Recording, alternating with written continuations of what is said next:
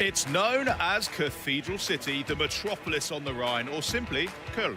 But for the next 4 days, a Brit like me would say Cologne is the epicenter of gaming, as hundreds of thousands of developers, publishers, artists and fans converge on this bustling German city for the biggest gaming event in the world. And of course, Xbox is at the center of it all, as me and my fellow Xbox One cohorts catch up with some of the minds behind the games making headlines and wish lists. Plus, we've got some Xbox news coming up that you're not going to want to miss. So keep it here as we bring you wall-to-wall coverage of the must-play games, updates and fan-favorite franchise coming to a PC, handheld or Xbox console near you. Speaking of Xbox consoles,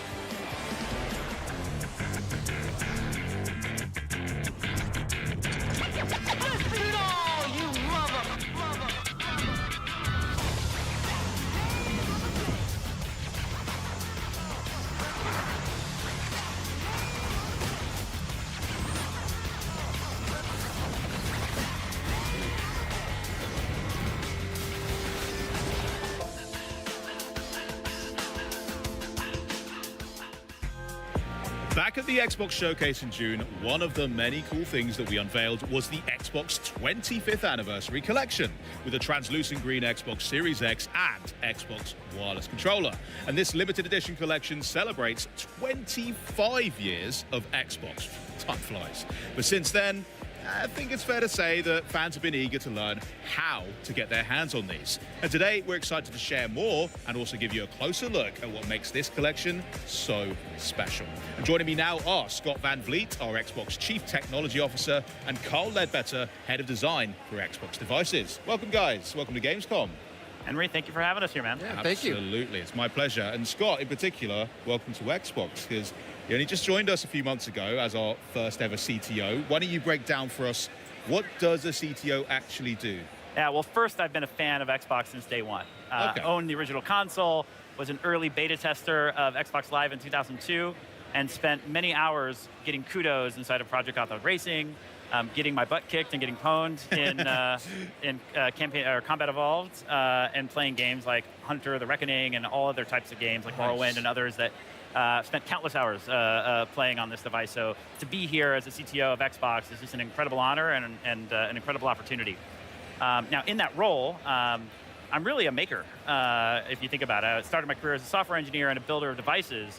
But really, I'm focused on making and building great experiences for our players. And so that includes building the hardware that Xbox produces, as well as the software that runs on our devices, the developer ecosystem and the platforms that developers use to publish their games and their technology on our platform. So really kind of the end-to-end system that helps bring value to players. Amazing. Yeah, so very much a connective kind of tissue that helps all the teams communicate with each other and just deliver great games on great devices for everyone.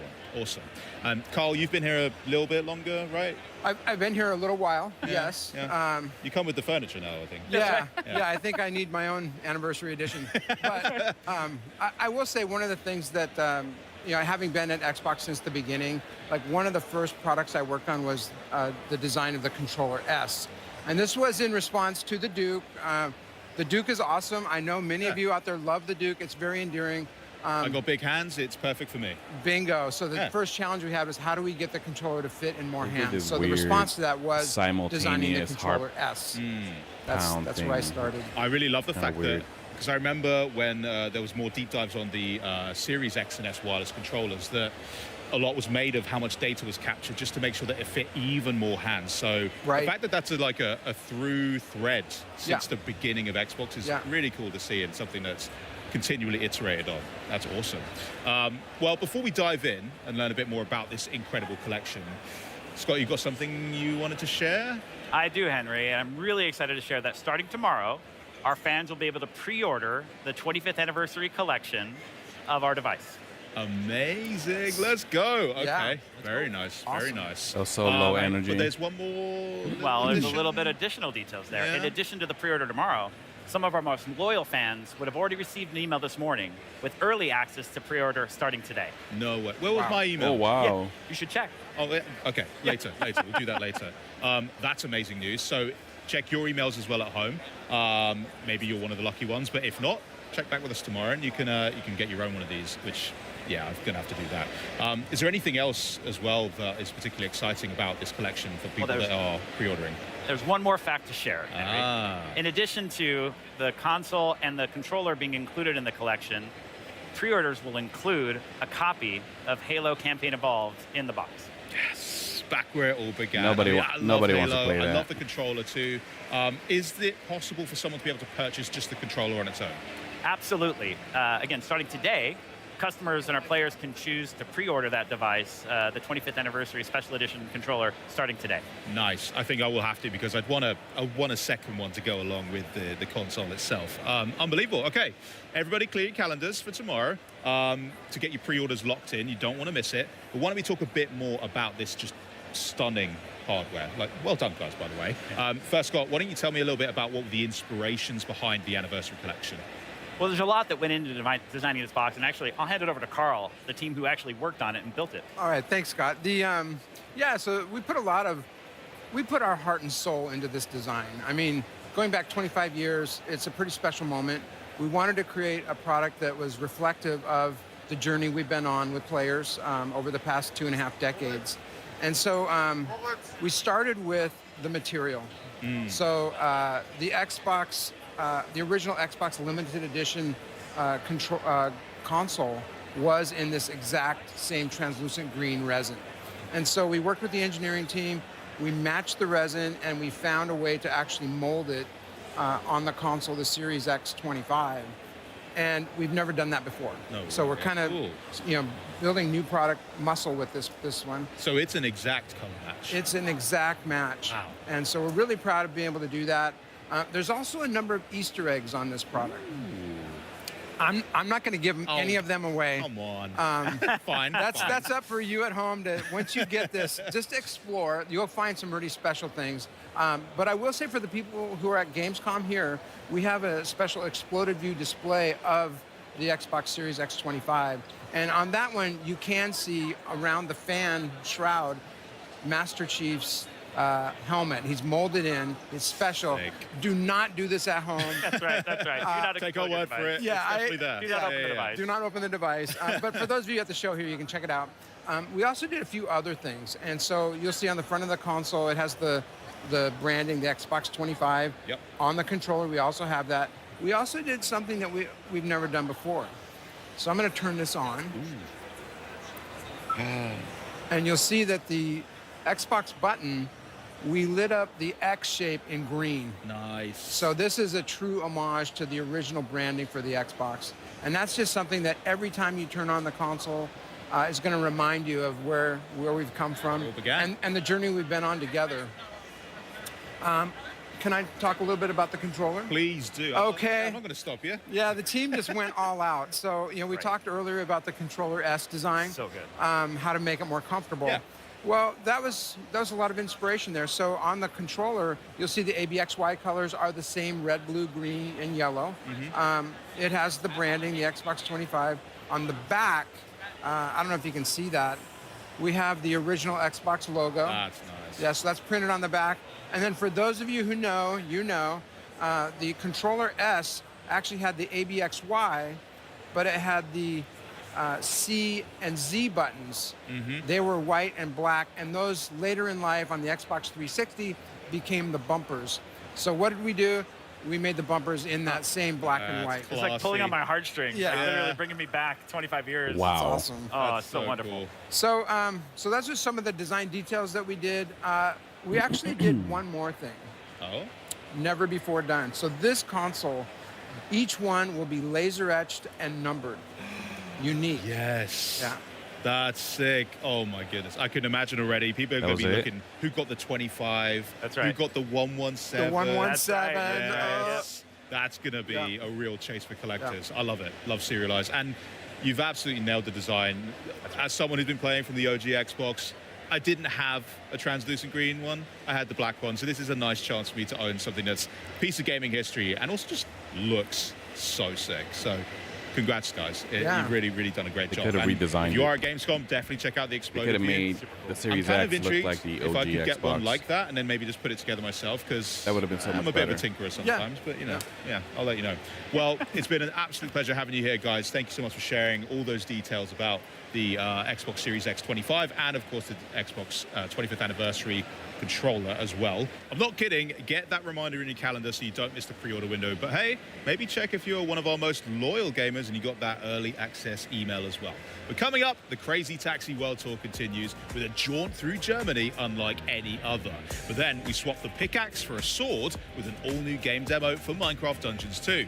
But Minecraft Dungeons 2 isn't the only big game coming to Xbox, with Gears of War E-Day, NBA 2K27, Call of Duty Modern Warfare 4, and Grand Theft Auto 6 all on the way. Xbox is truly the best place to play. But first, you're a raccoon leading a gang of trash pandas in all-out mischief and mayhem. Yeah, it's our first world premiere of the day. Enjoy. Wow. Wow. It's one of these.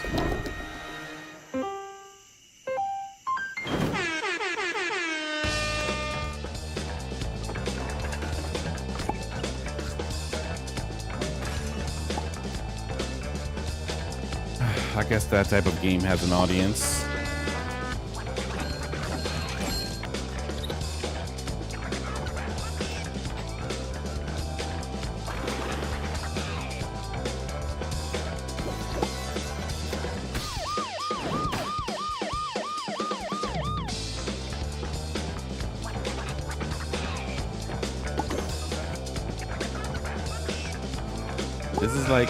This is like Dead by Daylight Raccoon Edition.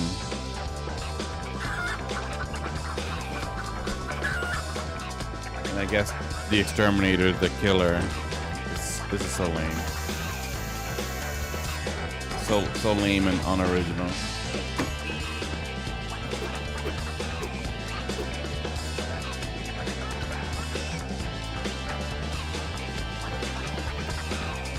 It's literally Dead by Daylight.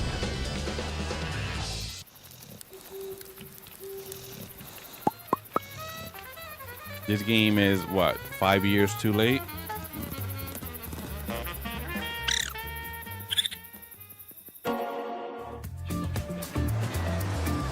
Germany, the land of enchantment. From the moment you land, you'll be met with breathtaking views, fairy tale vistas, modern amenities, and cities full of historical charm. Yeah, that's cool. And there's no better way to explore this vibrant land than by car. Experience historic villages, modern art, delicious sausages, fantasy castles, magical holiday markets, and pointier castles.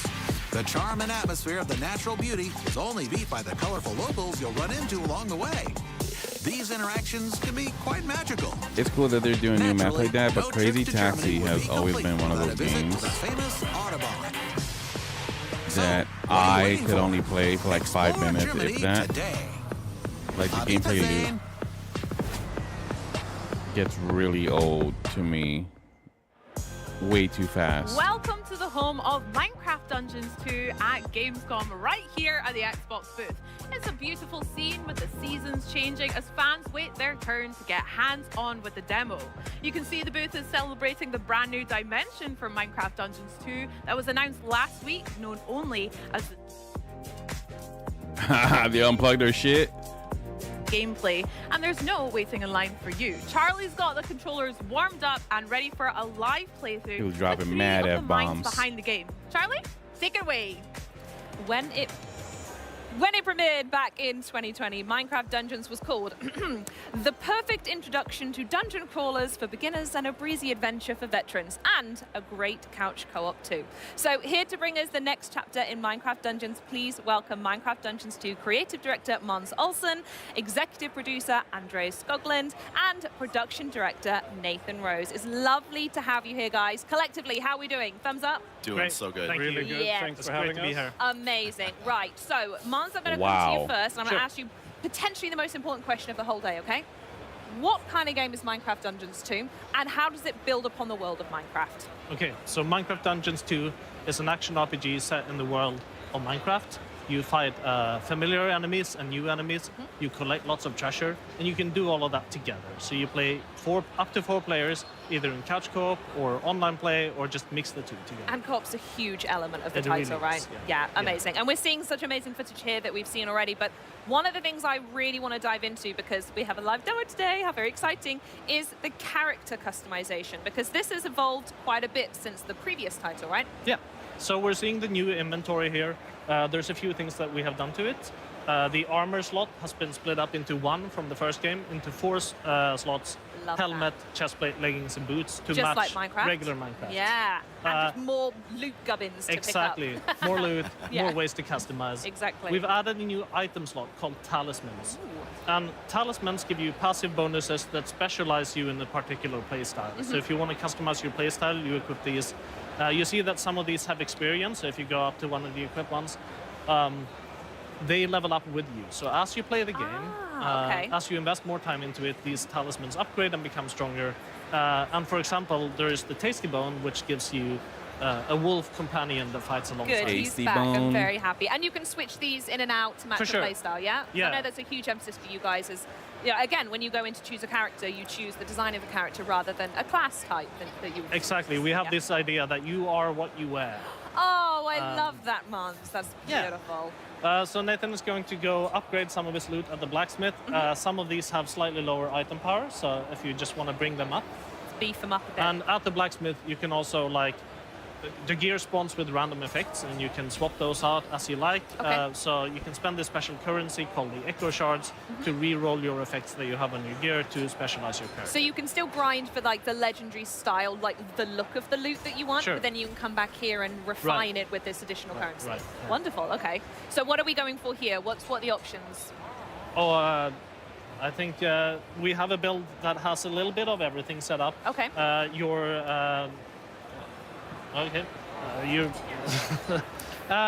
So the melee weapon here is unique. It's a very powerful item that has additional melee boosts of different kinds. You have a set of feet that buff companions, so things Okay. like the wolf.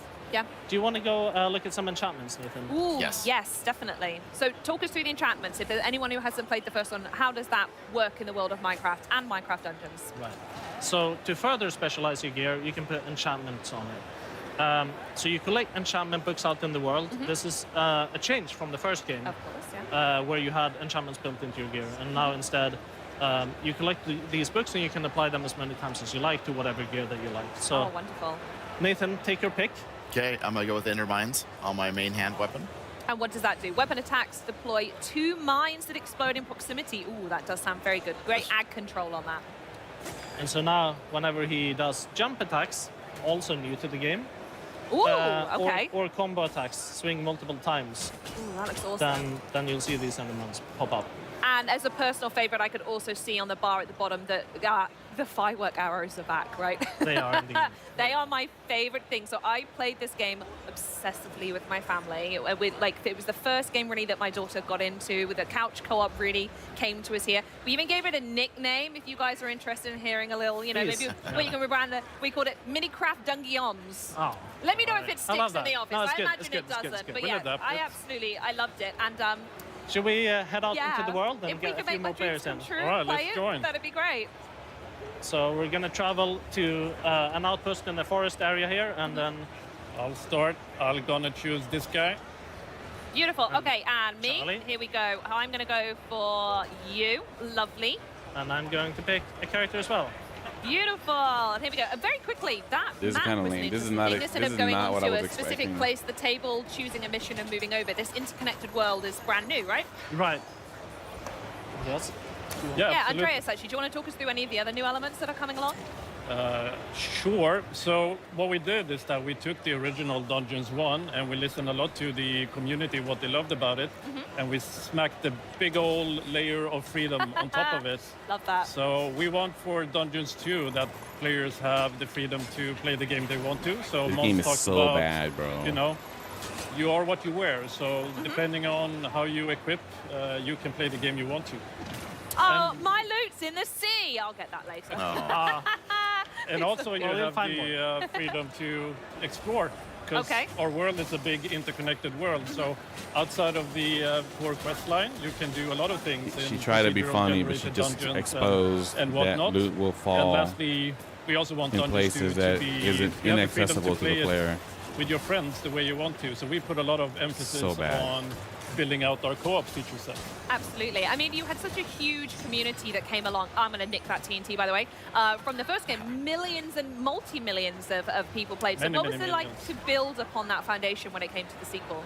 Well, the beautiful thing about working on a sequel is that you can listen into what the players loved about the original and use that as a guiding star when you build a game. So really, we wanted to tap into all of those things.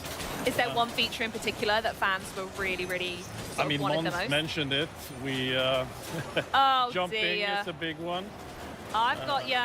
Someone But protect all me. in all, we Thank really you. want the game to be approachable for new players to the sub Minecraft genre here, but also have a lot of I can depth appreciate to it. They're doing a returning live players. demo, We have actually the It doesn't look good. mini inventory that we could show off. The which mini is, inventory. Oh, look at that! so in Hold the on, what do I press to get that? the D-pad up The button. D-pad up. Yeah, so in the first game, you had to inventory management. You had to like take it one in at a time. turns. Yeah. And that was some feedback from the community that we really took to heart. Absolutely. Now we have this mini inventory so everyone can manage the gear at the same time. Oh, yeah, we would rock, paper, scissors in our house as to who got to go first to look through the loot after a fight. That's Right. incredible. I love that. That's really good. We also have this guiding line. If you're ever lost in the world, you can just press Love that. the button here. and Really you know where to accessible. go. Yeah. So we're gonna go over to. Oh, you're Uh-oh. hitting me with Oh, TNT. that was me. No. Okay. Oh, Well, that's Oh. another fan favorite. it's usually a Um, Mons move. And another improvement in this game is if multiple people revive at once, you revive faster. So that Oh, was something amazing. we were doing there. That's really cool. I also wanted to ask as well, so I'm looking at what I've got equipped down here. What's this candle? That's the creeper candle. The creeper candle. So, like a creeper, it explodes. So you put it down, and then after a little while, it explodes, and it takes a bunch of enemies with it. Okay, perfect. Right, I'm going to test that up on the next adventure that we have. In fact, I'll tell you what. While I'm waiting for some poor innocent fool to put my creeper candle on, let's talk a little bit more about discovery and exploration and what makes this game as fantastic as it does. What's it like to expand this world even further for fans, Mons? So we just walked past this doorway. We didn't enter it, but that leads to a randomly generated dungeon. Oh, okay. And so you can enter those to find special currency, these echo shards that we use for enchanting and for upgrading the merchants in town. You can also get that currency by defeating soul corrupted mobs, one of which we see up here. Oh, it's this guy. Yeah, All right, I'm so definitely that's an dropping a candle there. Watch out, lads. Extra tough Ah. enemy, but once we get it, we should be seeing Nice. some of the special currency pop up. Oh, and well done, you we're all dings. collecting it. Great work. This is wonderful. Okay, and so we're just gonna walk up this tower and find the. Who's going to be up here? Well, let's see. Okay, all right then. Nathan, I wanted to ask you about the evolved co-op experience as well. We've spoke about it a little bit, and obviously we can see it on display here, but we mentioned it at the top. Co-op is such an integral experience to Minecraft Dungeons 2. Can you speak a little bit more about what that's like to bring it together and what it means for the title? Yeah, absolutely. A big change that was made between Dungeons and Dungeons 2 around couch co-op is the ability to join a online multiplayer game within a couch co-op group. So say if you're at home playing with your family and you have an open spot for another player, you can matchmake and grab another player from the internet to join your couch co-op Oh, party. wonderful. It was Oh, a that's big great. change Oh, wow. that was really necessary and something that our fans have been asking for. Yeah, I can imagine. Right, kill all them idiots. All right. Oh, this looks like what? Oh, the weather's not good either. No. Oh, dear. Well, I think we have one of those infamous demo bugs here, but Oh, no. it's supposed to be a big boss fight. And you've robbed me from it. That's fine. I will Yeah. have to wait and see it when it comes out. Nathan, do you want to take us to the forest and we can play some of the forest there? Yes. Oh, yeah, absolutely. So, yeah, let's talk a little bit about how we're going to get to the forest, the map, the world, how it all connects together while we're setting that up, please, Mons. This Right. stunning, by the way. Yeah, so we have this lovely map. There is things to do all over it. As you can see, there's like little indicators There are of things side to quests. do. Okay. In fact, actually, I think on I've the just been map. told that we can't see it here, but everyone, there we go. We do have a clip. We had a Oh, little nice. practice on the boss fight. So actually, we There can he just is. talk Let's over look the at that. footage Oh, and nice. how good I am. I don't think, yeah. So talk us through. Who are we seeing here? Right, so this is the Copper Monstrosity. It's a really big boss fight that you encounter as part of the story. You're looking for somebody else, somebody called the Supreme Evoker. Okay. But actually, as you get here, you instead encounter this giant monstrosity to fight. And it's actually quite a challenging fight. This video is making it look easy. Because we're so good, right? But yeah, like I takes a beating. Yeah, I mean, it was a great fight. It was really, really fun. Yeah. And I felt like everyone, you're missing out. We had some great call-outs as well, everyone looking after each other. I've thrown the TNT and everything. So again, the co-op comes perfectly into there. So do we want to touch on where we've landed here? So back into the regular, or are we going to... Let's have a look at where this goes, actually. This was really interesting when we I think when it's we an looked at interesting this. cutscene too. Yeah, talk to us about what Wow. we're about to see then. Right, so this is right after the fight. It's so unorganized. And we're seeing some of that quirky Minecraft humor in this cutscene. Yes, love that. I'm so glad you've kept that in. Yeah, we're picking up a note block, which is important to the story. We'll go into more details on that later, but Okay. as you can see, it's that easy to just... There's LOL on it. Laughing at him in the background. Is there any symbolism with the music box? Oh, there is. Yeah. Yeah, but we'll get into it at a future date. Symbolism. All right then. Well, on that note, talking of a future date, Minecraft Dungeons 2 does launch next month. It's not that far off, guys. I hope we're all excited. Are there any last thoughts you wanted to share with players before we wrap up? I mean, saying we're only 1 month out, I think this is a brilliant time to also pre-order our game, because it comes with a lot of really nice, items you get with pre-order. I mean, look at this cape. Cape is beautiful. Look at the Look chicken. at the chicken. That's the Soul Chicken Pet. Oh, I love them. Oh, so sweet. So this comes as part of the pre-order bonus, as you Yes. say. Yeah. So pre-order now, get these things, and we'll see you all in a month. I'll Yeah. meet you in the interconnected Absolutely. world. I'll be jumping in all your lobbies. Well, Great. thank you so much for joining me today, guys. This was absolutely fantastic. Good luck with the rest of Gamescom as well. And yeah, thanks again for walking us through this demo experience. But coming up, it's the day that changed everything. The most important event in all of Gears of War lore. And we're not just talking about the long-awaited reunion of Marcus and Dom. We've got the latest on the campaign and what Gears fans should look out for when Gears of War E-Day drops later this year. But first, let's keep the party going with another world premiere. Know you what it is to behold the world's ending?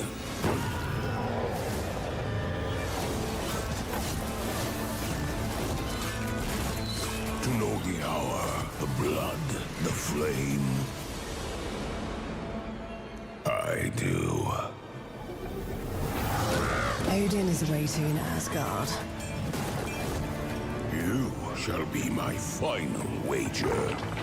To save the 9 realms. Wield the powers of the gods. Twist fate with the throw of your dice. You are the last vanguard against Ragnarok. The defenders of... Huh? Oh, it's hard to do it alone? Then rise in Valhalla. Gather your brethren and fight together.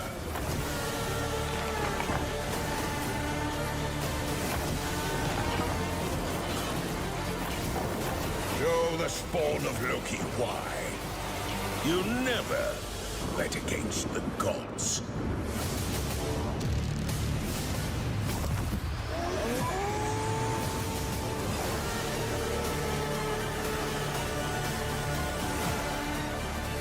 Well, it's a big year for Xbox, and we've got a lot going on here at Gamescom. We're celebrating 25 years of gaming, which is apt as we've got 25 games on the show floor here and more than 40 games in this show for all of you at home to enjoy. We've got hands-on gameplay and looks at some of the most iconic franchises in entertainment. And here with me today is Xbox's expert on the next generation of new tech. Now, I think I prefer him by his other title, Master of Beards. none other than Jason Ronald himself. Welcome, Jason. How are you? I'm great, and I'm so I've seen excited this to guy be here at before. Gamescom. Thank you so much for having me. No, of course. You've been to quite a few now. Is this number 10, right, for you? Yeah, I love coming to Europe, and not only is it Europe, but Germany is so important to everything that we do, and so it's, as you said, it's a really exciting year here for Gamescom, and we have so much going on. Last night at Opening Night Live, we showed a new set of footage for Gears of War, which I'm super excited to play in October. We announced our partnership with CD Projekt Red to bring The Witcher 3 to Battle.net. But ultimately, for me, the thing that makes Gamescom so special is just the fans and the community. This is what has made Xbox special. And just to be here in Germany, to celebrate with the community and all of these great creators, it's just such a great time to be at Xbox. You're so right. We've got a lot to celebrate tonight at FanFest as well. Looking forward to that. Exactly. FanFest is one of my favorite things to do. It started here in Cologne, and it's just going to be great to spend time with the fans tonight. 100%. Can't wait. Now, speaking of the fans and also the community, there's a lot of players that take obviously great pride in their gaming collection, especially here in Europe. We know that Xbox players have stacks of physical games. I like to organize mine alphabetically and have a couple of collector's edition, Doom Slayer and Master Chief looking down, guarding all my precious loot. Yep. But there has been a lot of conversation lately around ownership and also rights to the games that you buy. So Jason, what do you make of it all? Yeah, very similar to you. Like, I have a large physical collection. I have my own collector statues. Heck yeah. So today we're bringing a new feature to bring all of the benefits and the flexibility of digital to players who have physical games. Because players have built their libraries of games with Xbox over the last 25 years. Many players, some have bought physical discs, some have bought their games digitally, and many of these games work across multiple generations. And even as technology changes and formats change, your library shouldn't.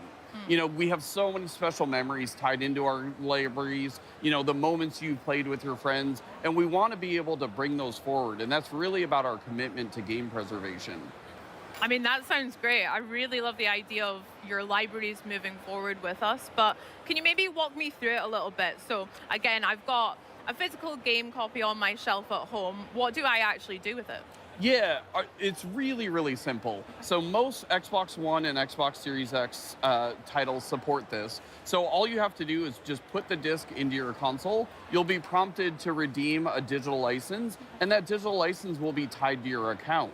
And so now you get all of the benefits of digital. So you don't have to put the disc into your console to play the game. If the game supports Xbox Play Anywhere, you can easily play it across multiple screens. And you can even do things like cloud streaming, which you never were able to do previously from a physical disc. Wow, I mean, that sounds sick and also really straightforward.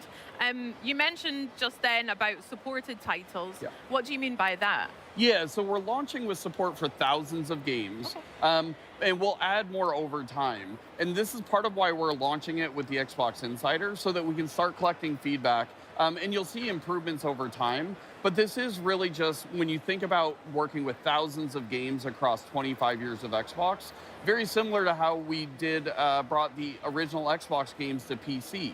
We're just really focused on giving you more flexibility and giving you more ways to play the games that you've bought from Xbox over many years. Awesome. Sounds like a lot of ways to play. And with this new feature, nothing's being taken away here, right? No, not at all. Your physical discs continue to work as they always have. You can display them with your collector's editions and just celebrate your collection. And it's really about adding more flexibility and providing more choice for you as a player.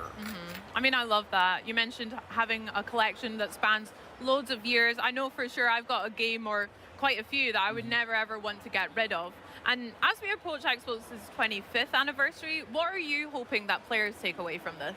Yeah, for 25 years, players have invested in Xbox, and the players have really been what have made Xbox special. And so we're really focused on how do we honor that as we think about the next 25 years of Xbox. And so we just really view this as another step in making sure that your library is protected. It can move forward with you as technologies and formats change. And we're going to continue to invest in game preservation and adding new capabilities just to make sure that your library continues to get better as technology evolves. Oh my gosh, sounds awesome. And also very exciting as well. Well, Jason, thank you so much for That joining sounded so us and phony. sharing that with us today. And for Xbox insiders, this feature begins rolling out next week on August 31st, with more details available on Xbox Wire. Coming up, it's the first emergence of the Horde as we catch up on the latest That sounded so Gears phony of War from this E-Day chick. with the team from the Coalition. But first, it's time to sharpen your swords and brush up on your knowledge of ancient China. Where Winds Meet, an open-world action RPG, is sporting a new expansion, sure to delight fans everywhere, so take a look. This is actually a game I want to check out. The black gold This looks is good. in there. Let's go.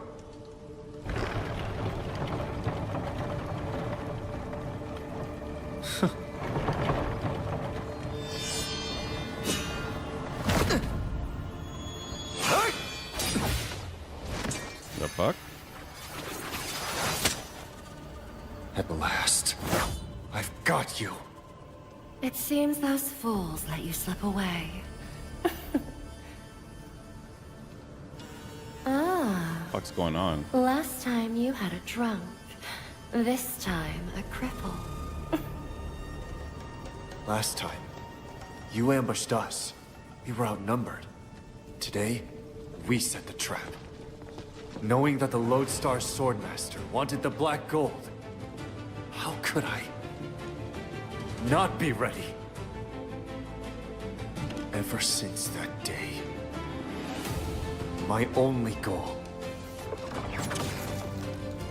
has been to find you. To kill you myself! Kill you myself, but After all this time, needed all this backup. you've still learned nothing. Serving yourself up like this, what a tragic waste of poor Han's sacrifice.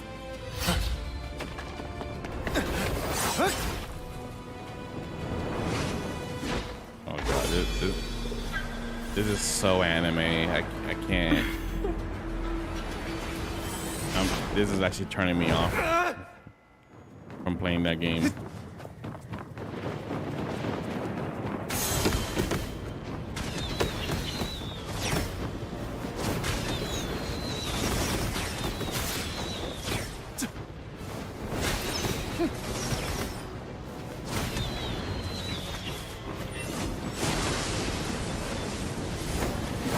Oh my god.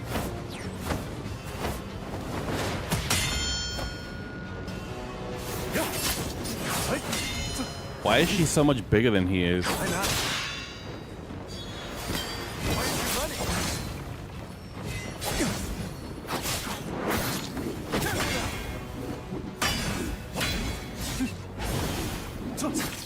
Yeah, I'm gonna skip this game. This game is...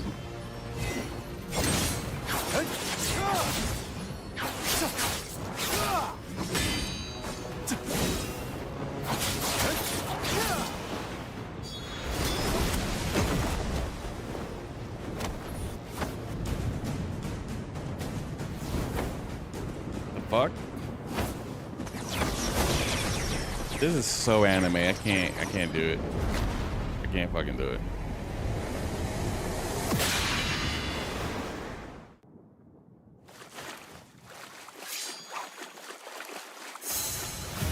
Yo, what up, Gwen?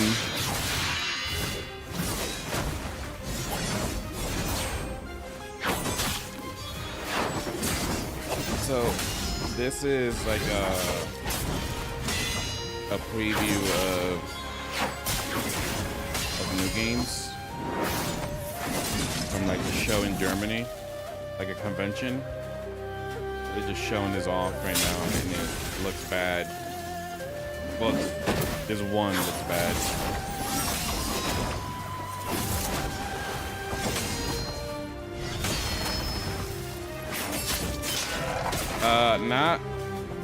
Not really.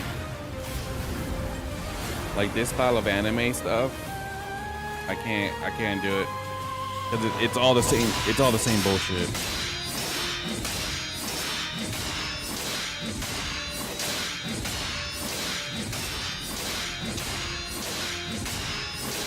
Like, what am I watching right now? What is this bullshit?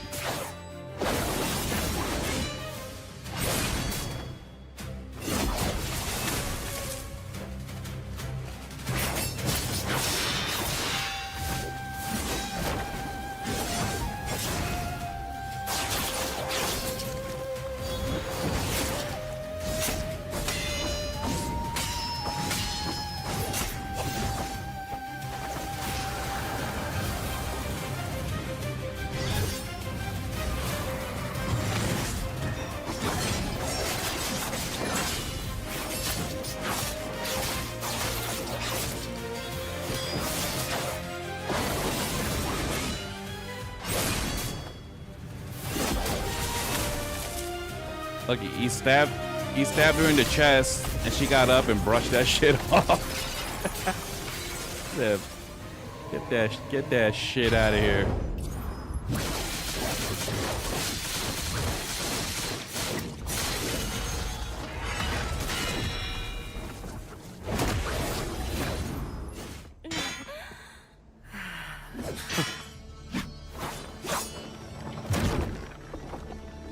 Yo, she pulled up in a wheelchair that had a hang glider on it. Skyward City is moving. This is so dumb. Artificers, what do you want? Huh? I see now.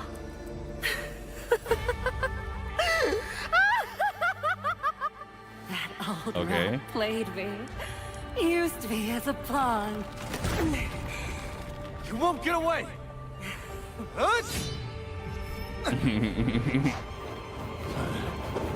Dodge that shit. If we take flight, the black gold will destroy the city.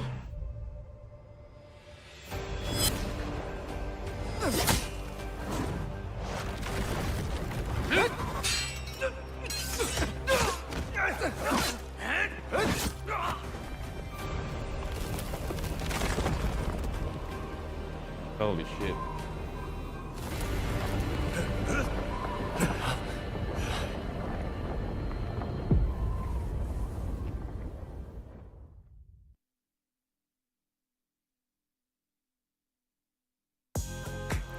Gears of War fans have been eagerly anticipating Gears of War E-Day since it was announced in 2024. And here to chat a little bit about everything they've got going on at Gamescom this week from the Coalition, please welcome Studio Creative Director Matt Searcy and Studio Art Director Arian Hambeck. Guys, welcome. Thanks for coming and joining us. Thank you. Our pleasure. Now, you obviously had opening night live last night, had an incredible story trailer. Can you tell us a little bit about that? I still need to see that. Yeah, that story trailer, obviously, when we craft trailers, it's a bit of a love letter to the game, to the fans. And with that story trailer, we really wanted to show off some new elements from the campaign we haven't been able to share yet. Obviously, Vrak at the beginning, but also our story is about, the origin story of Dom and Marcus from Bravo Squad, but there's so many more characters in our story, and they all have character arcs as well. So we got to show a bunch of people that are there fighting alongside you in E-Day. Yeah. Now, you mentioned Vrak, right? Can you tell us a little bit about him? Because he looks mean. Yeah, he definitely is, yeah. So Vrak is a Locust commander, in the Locust army. If you look closely, you can see that he's got a lot of shit going on his face. He's missing an eye, he's got burns on his arm. So all that happened during the Lambent Wars. So he's seasoned. He has kind of a private army that follows him around called the Scorched Legion. Yep. So they're, into self-mutilation. There's lots of really dark, kind of nasty stuff that they do to themselves and to the citizens of Sarah. And I think overall, Vrak just represents, he's like the personification of the brutality and the actions that they do. They just want to kill everything. Are you at the office today? Including the squad. Yeah, he, honestly, when he was just pouring that emulsion over people, I'm just there like, that's horrible. Yeah. But also, there's some of the weaponry and stuff that comes from that squad that's so fun to use. Absolutely, yeah. Now, campaign is a huge focus here at Gamescom. We've got it on the booth over here. Can you tell us a little bit about what people are going to be able to play when they come and play on the booth? Yeah, for sure. So we have a little bit of our beginning of Act 2. So it kind of starts the morning after E-Day. The squad has just come together, armored up, and they get sent on their first mission. So we get to play a bit of that. It's got this classical kind of Gears. You're supporting another squad, going toe-to-toe with the Locust. And it's actually a subsection of the campaign preview that we just got to see get released online. A bunch of video and press coverage of that came out, which is a little bit larger. That goes a little bit past what we've got on the show floor, but everybody here gets to get their hands on it. They get to hang out with the squad and some fun new characters as well. I actually had a lot of fun this morning watching people like Shadows and Hollow who were playing early. I was like, it looks so good. But all through the background of this mission, we can see a lot of the kind of details of the city of Kelowna. Can you tell us a bit about what people are going to be able to see around the world to kind of really help build that environment? Yeah, absolutely. So for the first time ever, you're playing a Gears game in a city that is alive. Yeah. You know, every other game has been destroyed. Everything's been destroyed. So that provides some really interesting opportunities and challenges. You know, we really need to think about what was happening in the place when this event happened, and life just got suspended, you know, in one shot. So I think fans, when they play the game, they're going to be able to there's lots of storytelling, from something simple as a piece of paper on the ground, what's written on it, to what's, you know, there's a meal that someone was eating when the locust came out of the ground, to more complex set pieces where there's a bunch of dead bodies and maybe they got dragged somewhere. So I think, you know, it does pay to slow down just a little bit while you're playing the game and look around and just really take in all the detail that we've really loved putting into the game. You can also see in shots like that where you get glimpses of this whole city, which we built. We built the whole city, which is really cool. And there's this battle going on everywhere, right? So you see helicopters go by, you crisscross with other squads, which is what's happening in this mission. Just this kind of vibe that there's always a battle sort of raging across the city and you're just weaving your way through it. Yeah. I think also one of the things we do have to touch on, and you'll see this throughout the gameplay you're watching, it's like the destructible environment. It looks incredible. Yeah, for sure. I mean, Gears has always had destructible cover in it.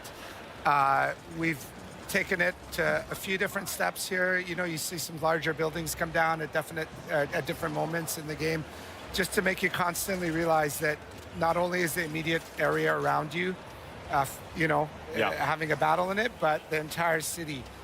Whether it's a block away, you can hear gunfire, you see a building come down, you see a little block of a street go down. It's all happening live as you play the game.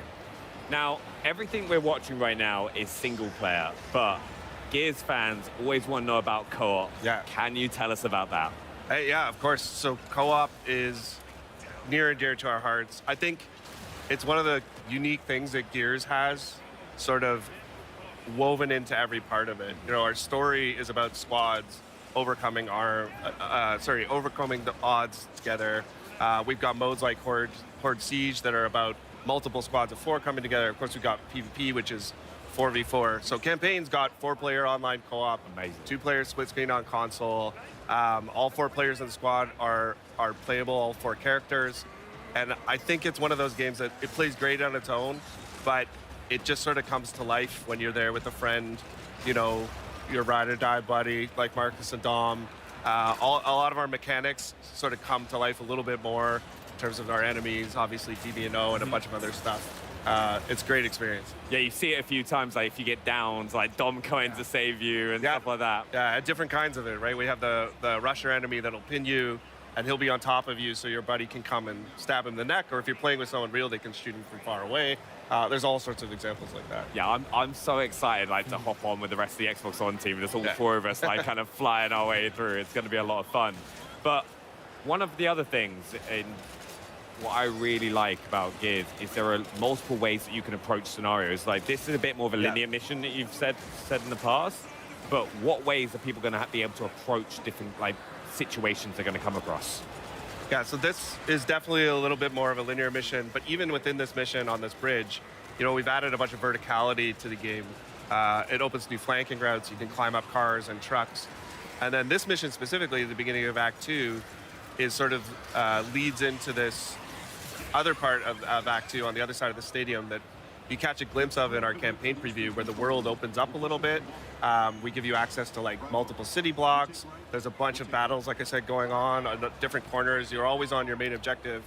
And we also add some new mechanics to the campaign. So we have our weapon mod system that people got to see in Horde Siege, and that actually gets introduced as you play through the campaign. You get to find new mods and craft your own weapons and really invest in the gameplay sandbox. Yeah, now this is actually something I got really excited about when I was like watching through the gameplay earlier as well, is what kind of mods are people going to be able to get their hands on, and how is that going to impact like the weapons that they're using?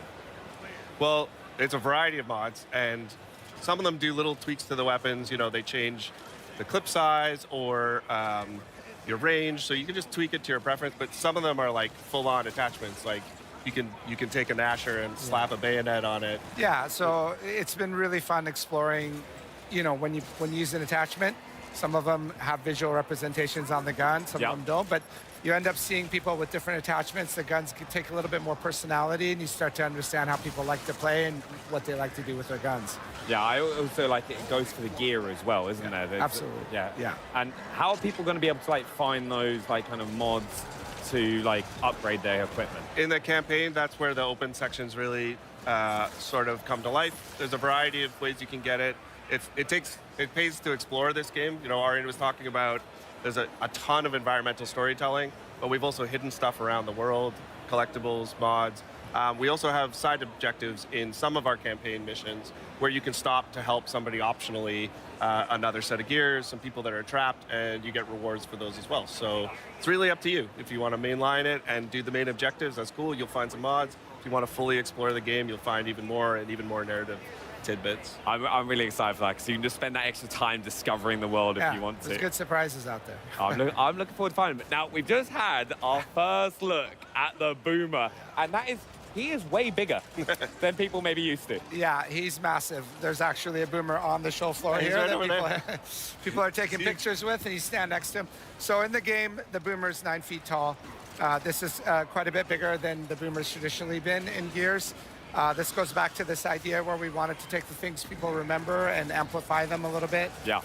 And then it also introduces fun ways for him to enter the battlefield. There you can see he breaks through this big truck, this tanker trailer that causes a bunch of fire and explosion. But he also doesn't fit through doorways. So if he's coming through a traditional door, he has to bust his way through. Oh my! So that just makes it a little more exciting when he makes an entrance. Yeah, you're like, oh, I'm fine. He's 9 foot. He can't get through here, and he just smashes it through. Too late, man. Yeah.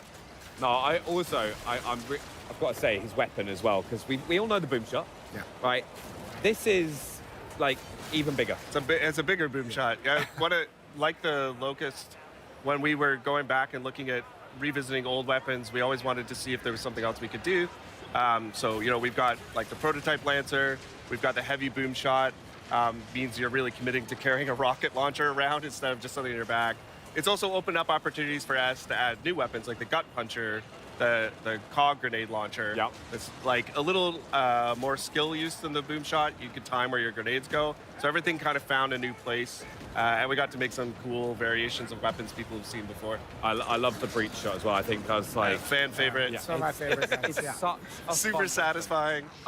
And the active reloads is popping up on screen there. I just wanted to go through a couple things because there's two features, right? One, it's in a different place than some fans may know, but also bullets are appearing a little bit earlier.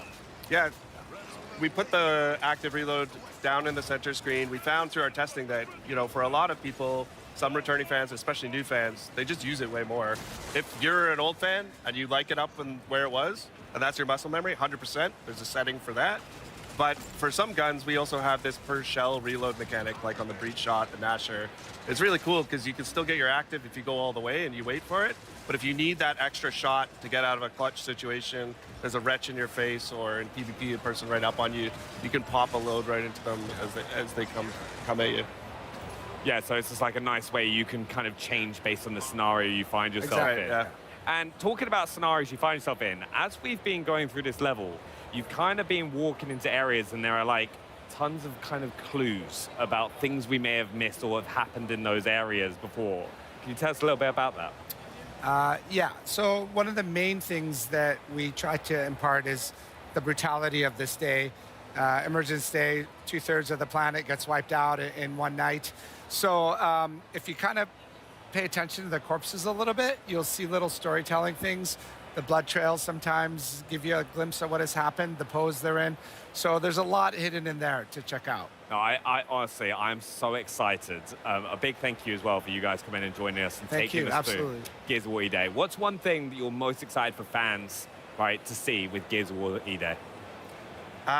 Well, you know, we shared a little bit each time here. I'm really excited for people to experience this story. I think this is one of the you know, a great Gears story. It's all the classic vibes and some great new characters and some really emotional Gears moments tied in with all the brutality. I think people are going to love it. Yeah, honestly, thank you both for coming and joining us. I really, really appreciate that. Thank you. And now, we are going to head over to Henry for more on Gears of War E-Day, the Gears of War E-Day experience that people have access to here on the Xbox booth. Well, welcome to the Gears of War E-Day here at Gamescom, where I've actually got artist Luke Priest with me to discuss the incredible eye candy is on display behind us. And thanks so much for joining us, Luke. Thanks for having me, man. Welcome to Gamescom. It's your first time here as well, isn't it? It is, yeah, it's really cool. It's pretty special. This is a giant waste of time. Definitely. This is so Why don't you tell bad. people at home what it is that you do?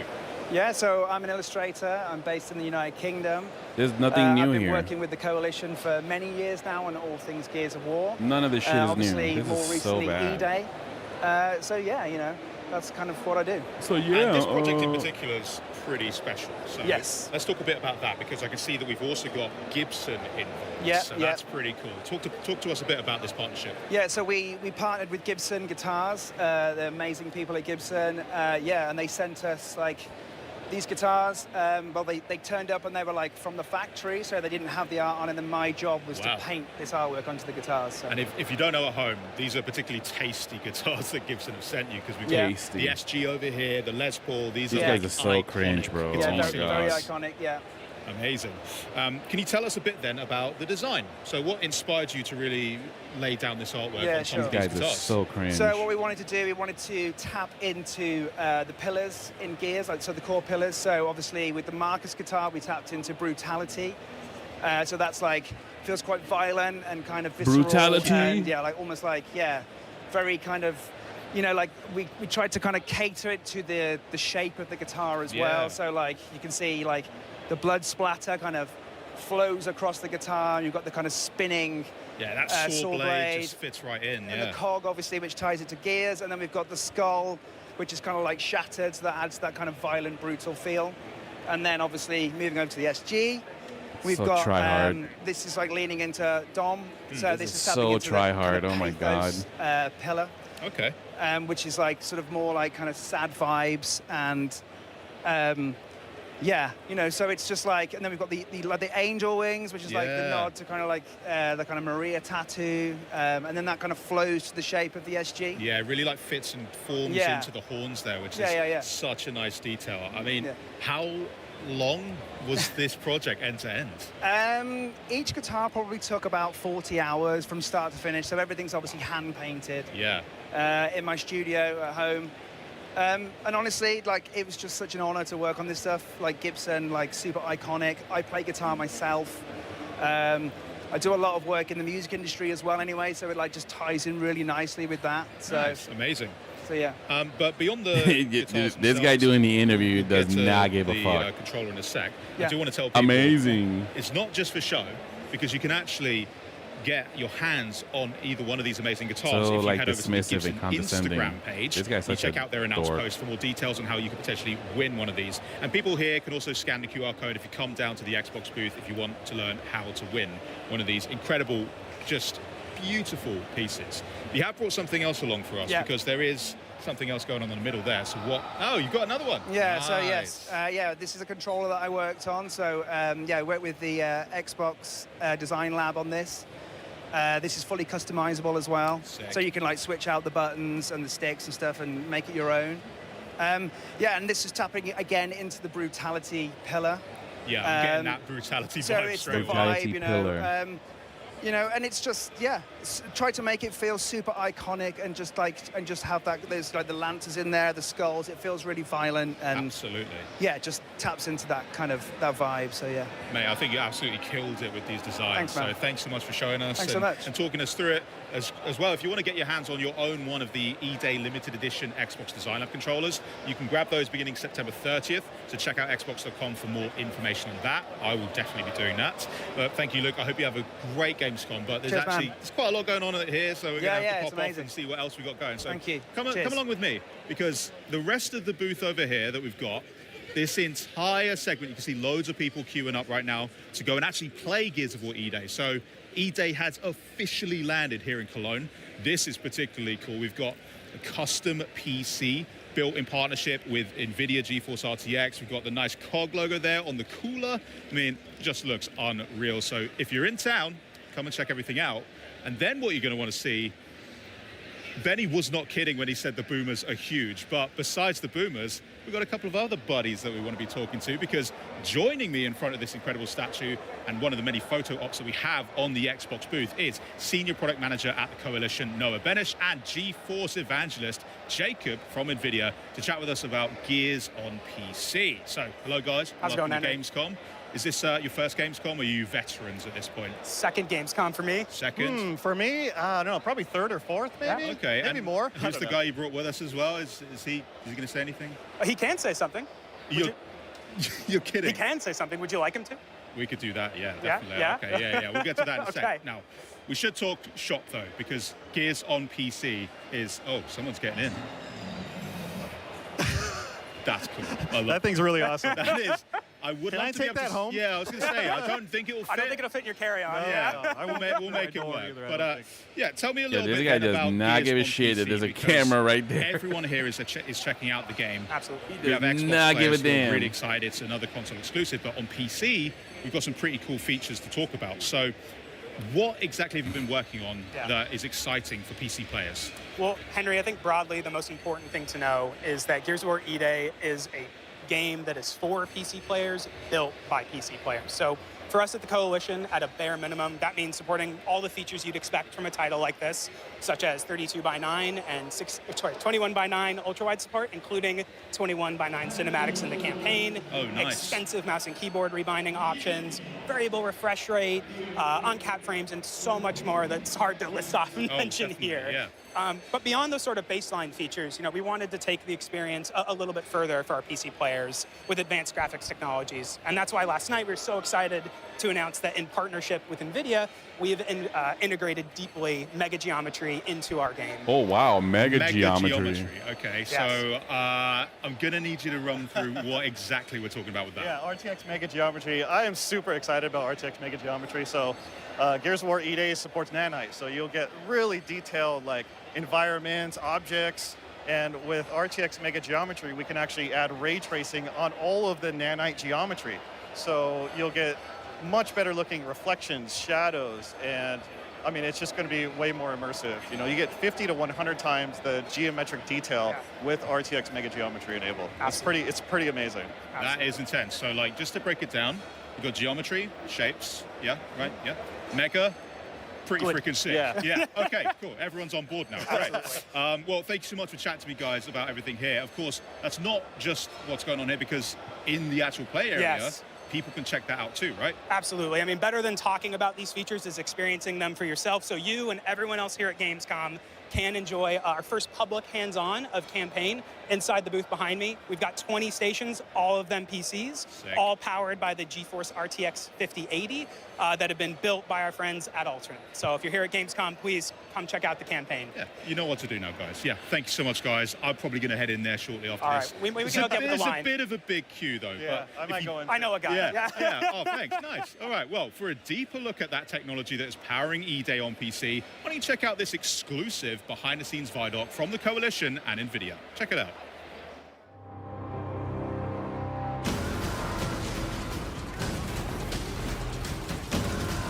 Gears of War E-Day is the next game in the Gears of War franchise. It's the story of Emergence Day. It's going back to the beginning, when the Locusts first come out of the ground and start attacking. It is also a game that has been built from the ground up on Unreal Engine 5 with all new art and all new systems to push visual fidelity to a level we've never achieved before. Gears of War is probably best known as an Xbox franchise, but the PC has always been a very important platform that we're using to bring the most we possibly can to the game. The PC community is incredibly important to us. I, myself, am a PC gamer. I've been making PC games for my entire career, and we've built this game with a PC mindset. We're trying to push a lot of technology, high detail geometry, heavily using nanite and lumen. We're going to be one of the first titles to use mega lights. Gears of War supports hardware, ray trace, lighting, shadows, and reflections. This shows up in so many different ways. A great example is our pay and save. This is an environment that has TVs that have dynamic lighting coming off them and bouncing off the scene. There's a lot of dynamic elements to the game. I think one of my favorite things is the tickers, watching them run through the level. You have this little glowing creature casting dynamic shadows all over the world, casting real-time global illumination. Oh wow, shadows. But don't watch them too long, they'll blow up on you. It's really noticeable on the muzzle flashes on our guns as you get this burst of flashing light and all the shadows that get cast off it.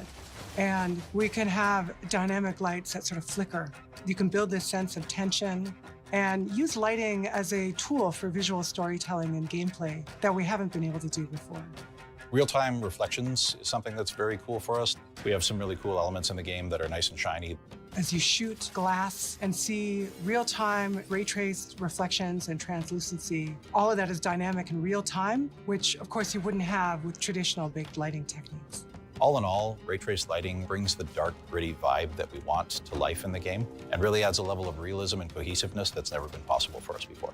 And on our ultra spec or our ludicrous spec PC settings, we push ray tracing even farther with higher ray trace samples, more rays, but also RTX mega geometry. We're going to be the first Unreal Engine title to show RTX mega geometry in our game. This is really exciting because we're a very nanite-heavy title, but there's always been a bit of a discrepancy between what's available for us to happen at raster and what's available for us to happen when we're ray tracing. Mega geometry allows us to use the same level of detail that we're using for nanite as our ray tracing basis. It pushes the visual ray trace scene to a higher level than we can achieve with Unreal Engine's technologies out of the box. You see some of the examples of foliage or shadow detail that is just crisper and has more fine detail in that shadow. You definitely get a lot more detail in a lot of the rock surfaces. They look just a lot sharper and a lot more correct. And as well, things like barbed wire, things that were just not possible to represent with the amount of triangles that we had available to us, all of a sudden look really nice. Our environments are incredibly dense. We have 100 times the geometric detail in our game than anywhere else. And being able to work with NVIDIA and bring mega geometry to this game really is going to show what games are going to look like in the future. DLSS and other super sampling techniques really allow us as a developer to perform more advanced graphics techniques that just wouldn't be possible to do if we were working at full resolution. It's something that allows you to take a lower res image and then using machine learning is able to upsample that to a larger image without really sacrificing the quality.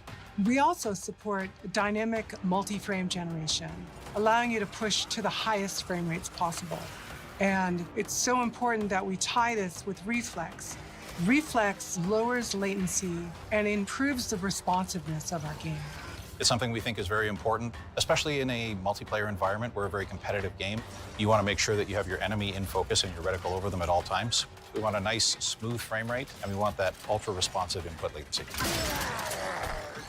Customization is a huge part of why I play games on PC, and it's part of what we wanted to make sure we're delivering for E-Day players. If they care about HDR, if they care about frame rate versus resolution, we want all of that choice available for players. I'm an ultra-wide player. I have really pushed the team to make sure that we are showing up strongly ultra-wide. there. We have full support for native 21:9, gameplay up to 32:9, and all of our cinematics are also real-time and are rendered in ultra-wide. Our benchmark is something that's very important to us. It was something that has always been used by reviewers for years after we ship, and it's something we hope will be that way again. This is a very technically ambitious title, and I think we're going to push hardware for years to come. We've always built our games to showcase the latest technology and push what is possible in gaming. And working with NVIDIA, who share the same philosophy with us, we've been able to bring features like ray traced lighting, RTX mega geometry, DLSS, Reflex. For players, this means delivering an experience that feels like they're playing a movie with the real-time performance that you expect in a high-end game.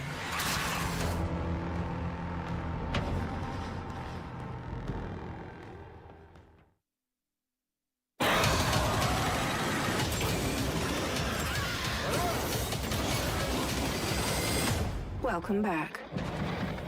All suit systems are nominal.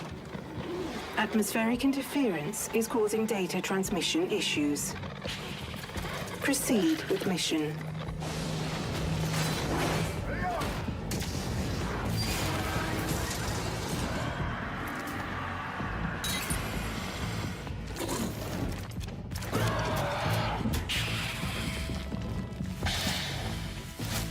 Alert. Power output unstable.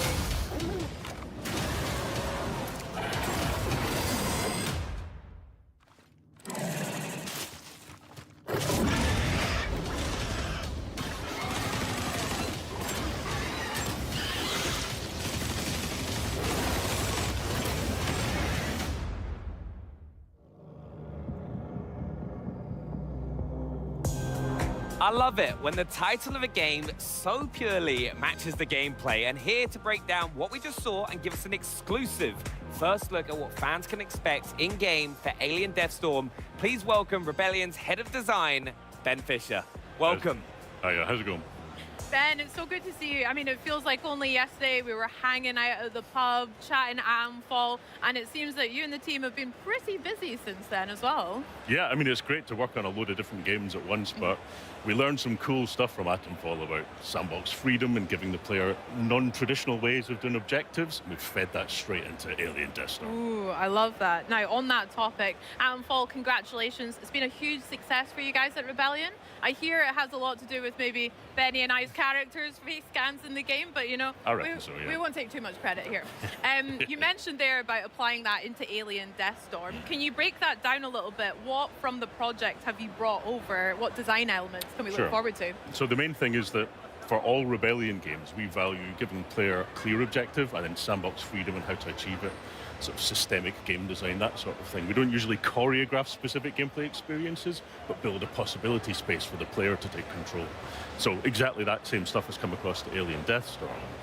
The new challenge for us has been combining that with horror gameplay, because horror gameplay is normally quite handcrafted, but I think we found a secret formula that really makes it happen procedurally. It's very exciting. Secret sauce, very exciting. Nice. No, I'm really excited to see it, so should we get started? Wait a minute. No. Right, now I'm ready. Wow. What the heck is that? You'll find out very soon. There's a little hint in the trailer, but should we hop into and check some gameplay out as well? Let's do it. Let's do it. Oh, hold on. It will come up. Ah, here we go. Now, this is the Megastorm in full swing. What are we doing here?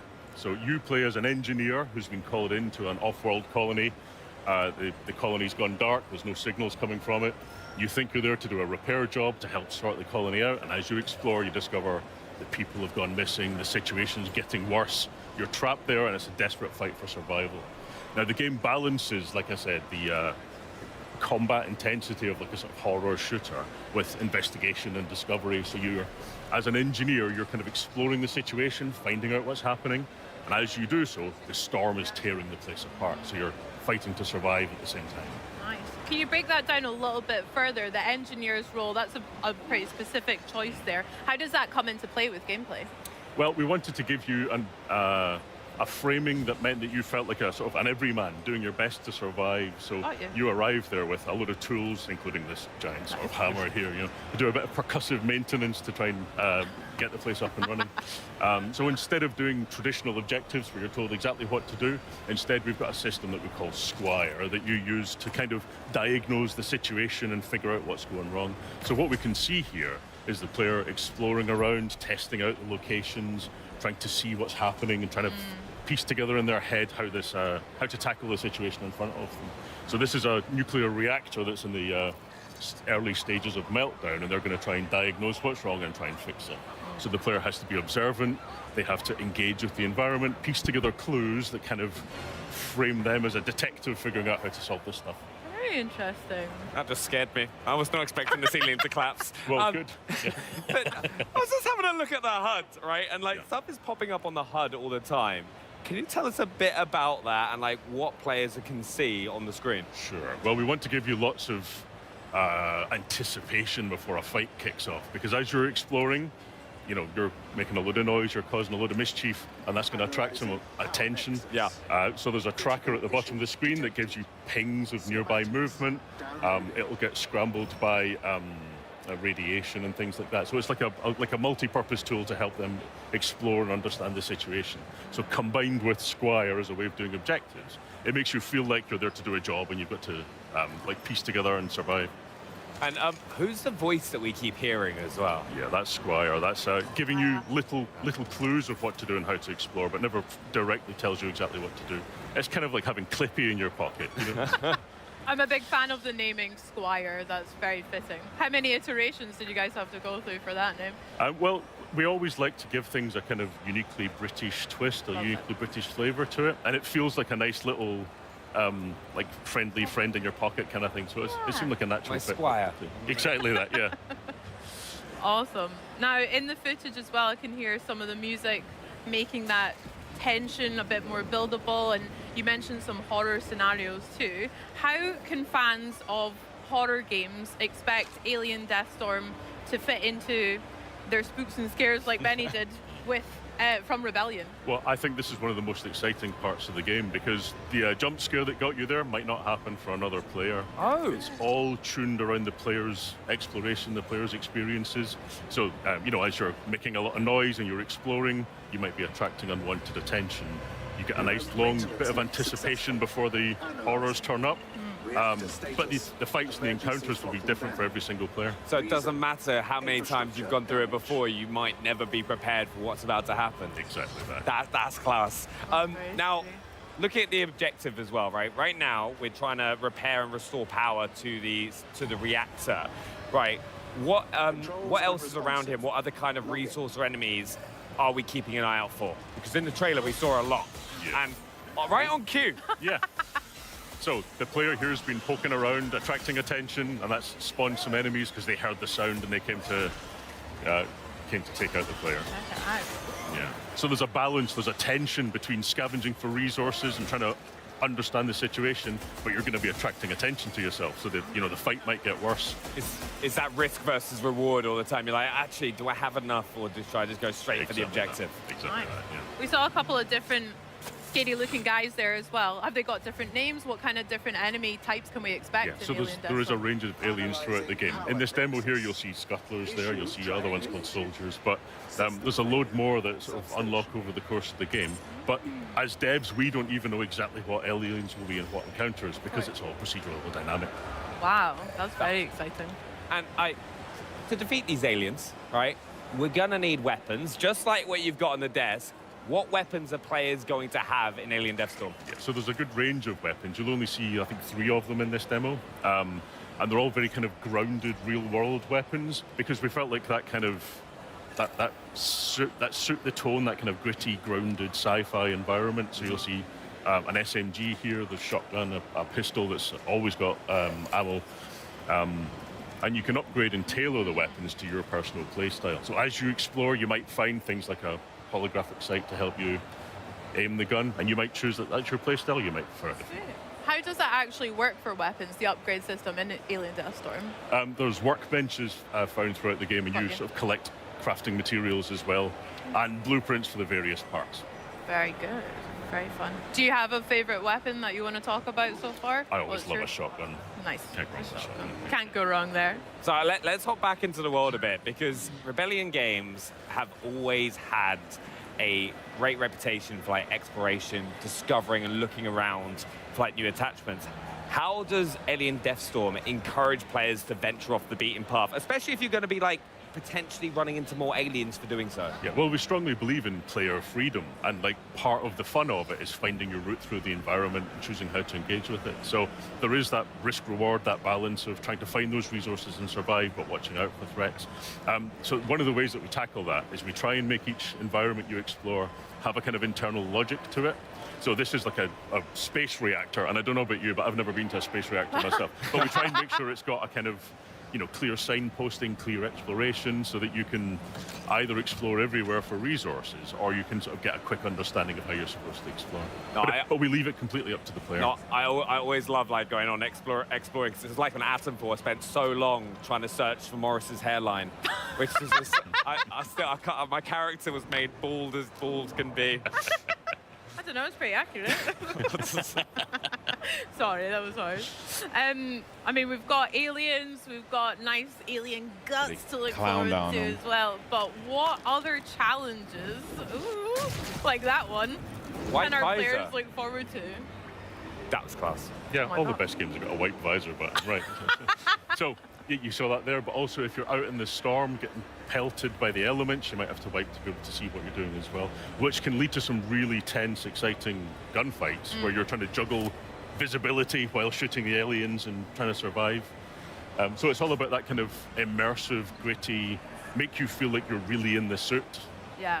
That was something about Atomfall that we really enjoyed, is collecting just everyday items that really grounds maybe the players, or especially for me, it feels like that. So having to deal with a lot of nuisance you wouldn't normally in real life or in video games is nice Nice touch. Very good, Ben. You're also very helpful for putting together a cool trailer as well. Like, it's the perfect transition. Yeah, nice swipe transition.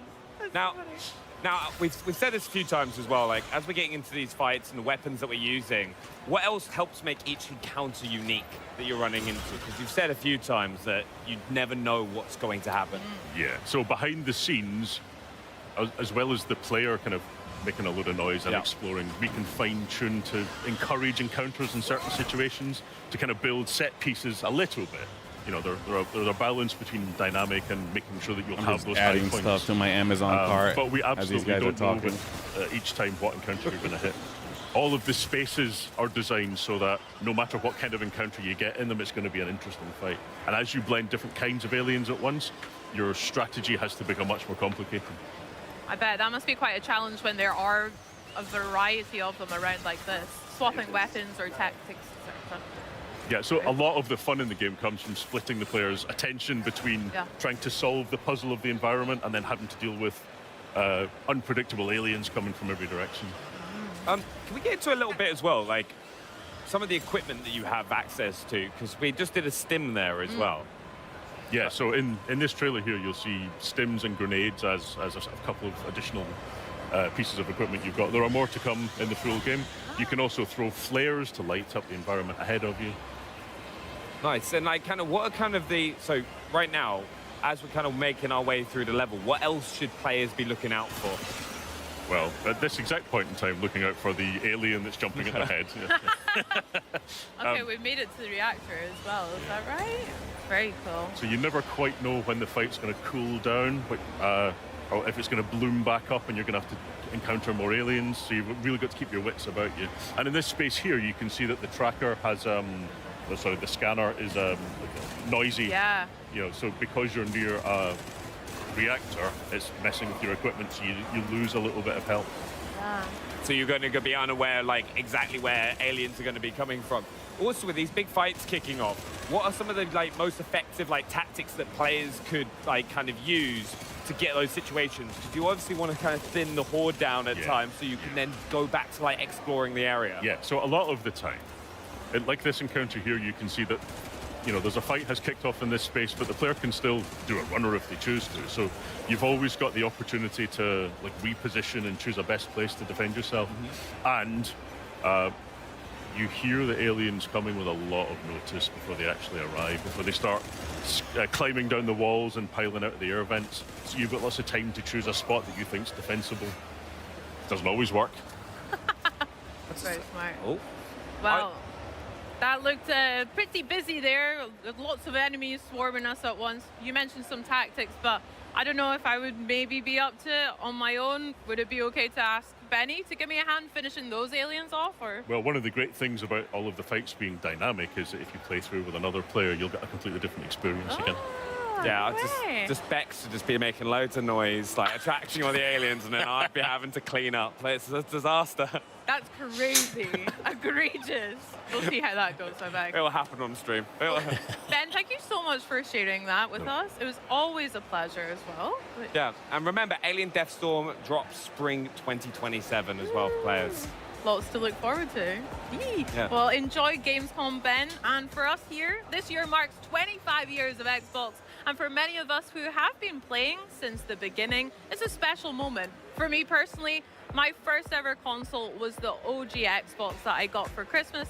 Back in 2003, I had Kung Fu Chaos, Project Gotham Racing, and Rayman 3. But playing Xbox games has actually helped me cultivate a whole bunch of my interests outside of gaming. The fact I was really obsessed with SSX3, the snowboarding game. That was class. So much so that I took up snowboarding in real life. So I'm very happy to be here celebrating 25 years too. I did that as well and then went face first into a hut. It was a disaster. But you know, as we celebrate the last 25 years, we can also look forward to what is to come. Like the world premieres announced today, Chosen by Odin and Dumpster Gang. Plus, with the biggest games coming to Xbox like Minecraft Dungeons 2, Gears of War E-Day, Fable, EA Sports FC 27, NBA 2K 27, Call of Duty Modern Warfare 4, and Grand Theft Auto 6. No matter where or how you game, the best place to play is Xbox. Now, to a throwback making a comeback. This next game is sure to make fans of Persona 4 smile wide. We've got a brand new story trailer as well as a deeper look at what fans can expect when the revival of this epic franchise drops next year. So take a look. So, are you getting used to it out here? There isn't much to do Another compared to a anime. big city, but there is Wow. that certain something you can't get anywhere else. Bring you more details about the incident in Inaba, a small town shrouded in fog and mystery. The nicest thing about this town has been the peace and quiet. And now we're gonna be the center of attention. Police are treating this as part of a serial murder case. You ever heard of the Midnight Channel? Ooh, the Midnight On a Channel. rainy night, you look into a TV that's turned off. When the clock strikes 12, someone else will appear on screen. Really? An urban legend. Not even a kid would believe something that stupid. The time has come to open thine eyes. Call upon power within. So, no.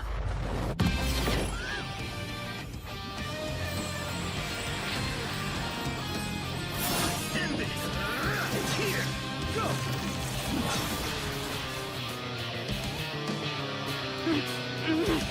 No! Who are you?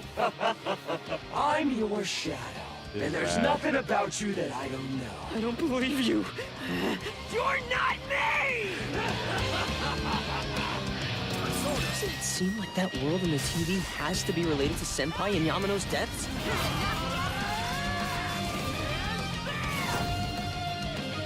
Are you saying people who appear on the TV die? Whatever's going on here, we're getting to the bottom of it.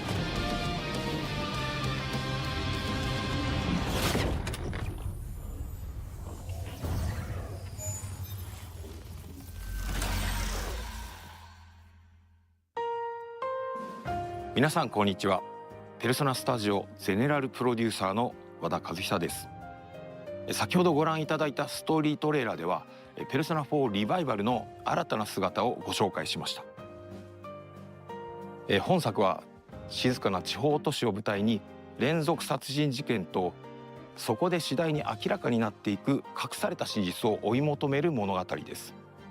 しかしペルソナ4は単に事件の真相を追うだけの作品ではありません。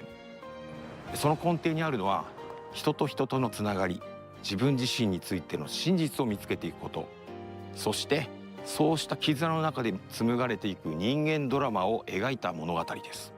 Someone in town is definitely kidnapping people and throwing them into the TV. これらの対比こそがペルソナ4を特別な作品にしています。明るく青春に満ち、思わず笑みがこぼれるような親しみやすさや人との距離の近さを感じたかと思えば、次の瞬間には不穏な空気に包まれることもあります。稲葉の温かな日常があるからこそ事件の謎はより強く心に迫ります。そしてその事件を取り巻く闇が深いからこそ仲間と過ごす何気ない日々がよりかけがえのないものとして感じられるのです。シリーズ未経験の方にとっても本作はペルソナというシリーズを最も象徴的に体験できる作品の一つです。地方都市で高校生活を送り、人々との出会い関係を築きながら一日一日をどのように過ごすかを選択していく。そして日常の裏側にはテレビの中に広がるもう一つの世界が存在しています。そこで仲間との絆が力となって、自らを支える大きな武器となります。Trust me, we know you can push your limits. 日常と非日常を行き来するこの構造はですね、ペルソナシリーズの核となる要素です。そしてペルソナ4ではその体験がさらに深い謎と結びついています。It's the picture we took the other day with all the other part-timers. この物語が描いているのは人が心の奥に隠しているもの、目を背け続けているもの、そしていつか隠し続けることのできなくなった真実と向き合う瞬間です。こうしたテーマこそが今なお多くの方々に愛され続けている理由の一つだと思います。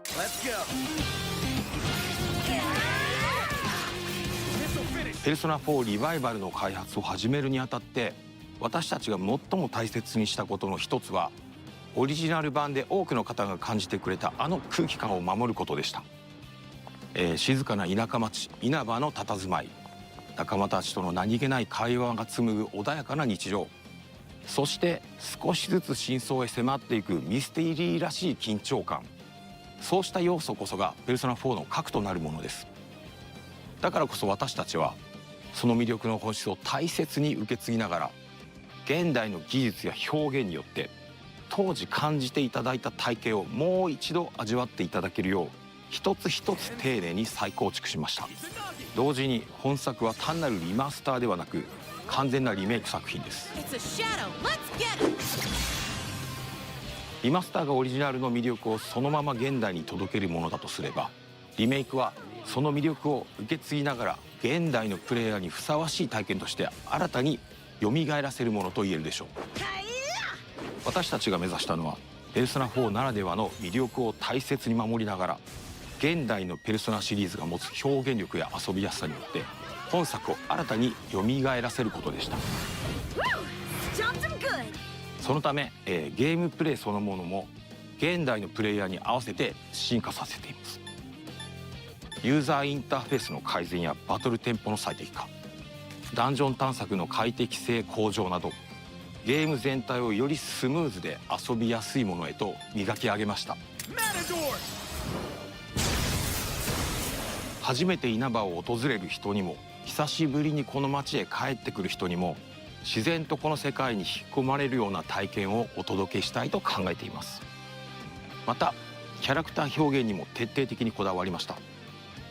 ペルソナ4においてドラマチックなシーンだけでなく、仲間たちと過ごす何気ない日常も非常に重要な要素。仲間同士のたわいない会話、少し気まずさを感じるやり取り、そして突然訪れる緊張や恐怖、そうしたさまざまな感情の移り変わりをより自然に、より身近に感じていただけるよう、一つ一つ丁寧に表現しています。 Are you sure about this? I don't know. But all we can do is trust our instincts at this point. さらにカメラワークや演出にも細かな調整を加え、何気ない日常のワンシーンであっても登場人物たちの感情がより豊かに伝わるように磨き上げました。ペルソナ4ならではの温かな人間ドラマを大切にしながら、キャラクターたちをこれまで以上に身近に感じていただける作品へと生まれ変わっています。 You're me, and I'm you. When you get down to it, all of this is me. ペルソナシリーズにおいて音楽は単なる BGM ではありません。作品の空気感を生み出し、物語を彩り、プレイヤーの皆さんの記憶に残るペルソナを語る上で欠かせない存在です。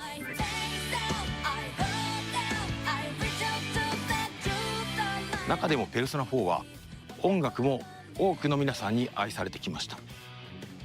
だからこそその魅力を損なうことなく、オリジナル版への敬意を大切にしながらサウンド制作に取り組みました。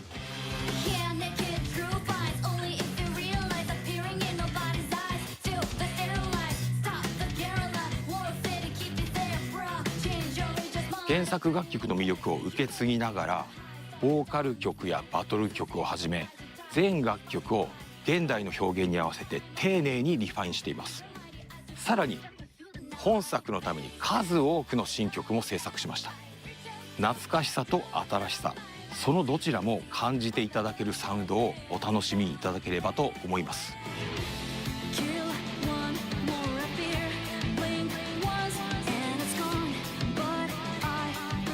さて、ペルソナ4リバイバルについてご紹介してきましたが、いかがでしたでしょうか。今後さらに多くの情報をお届けできることを我々ペルソナチーム一同楽しみにしています。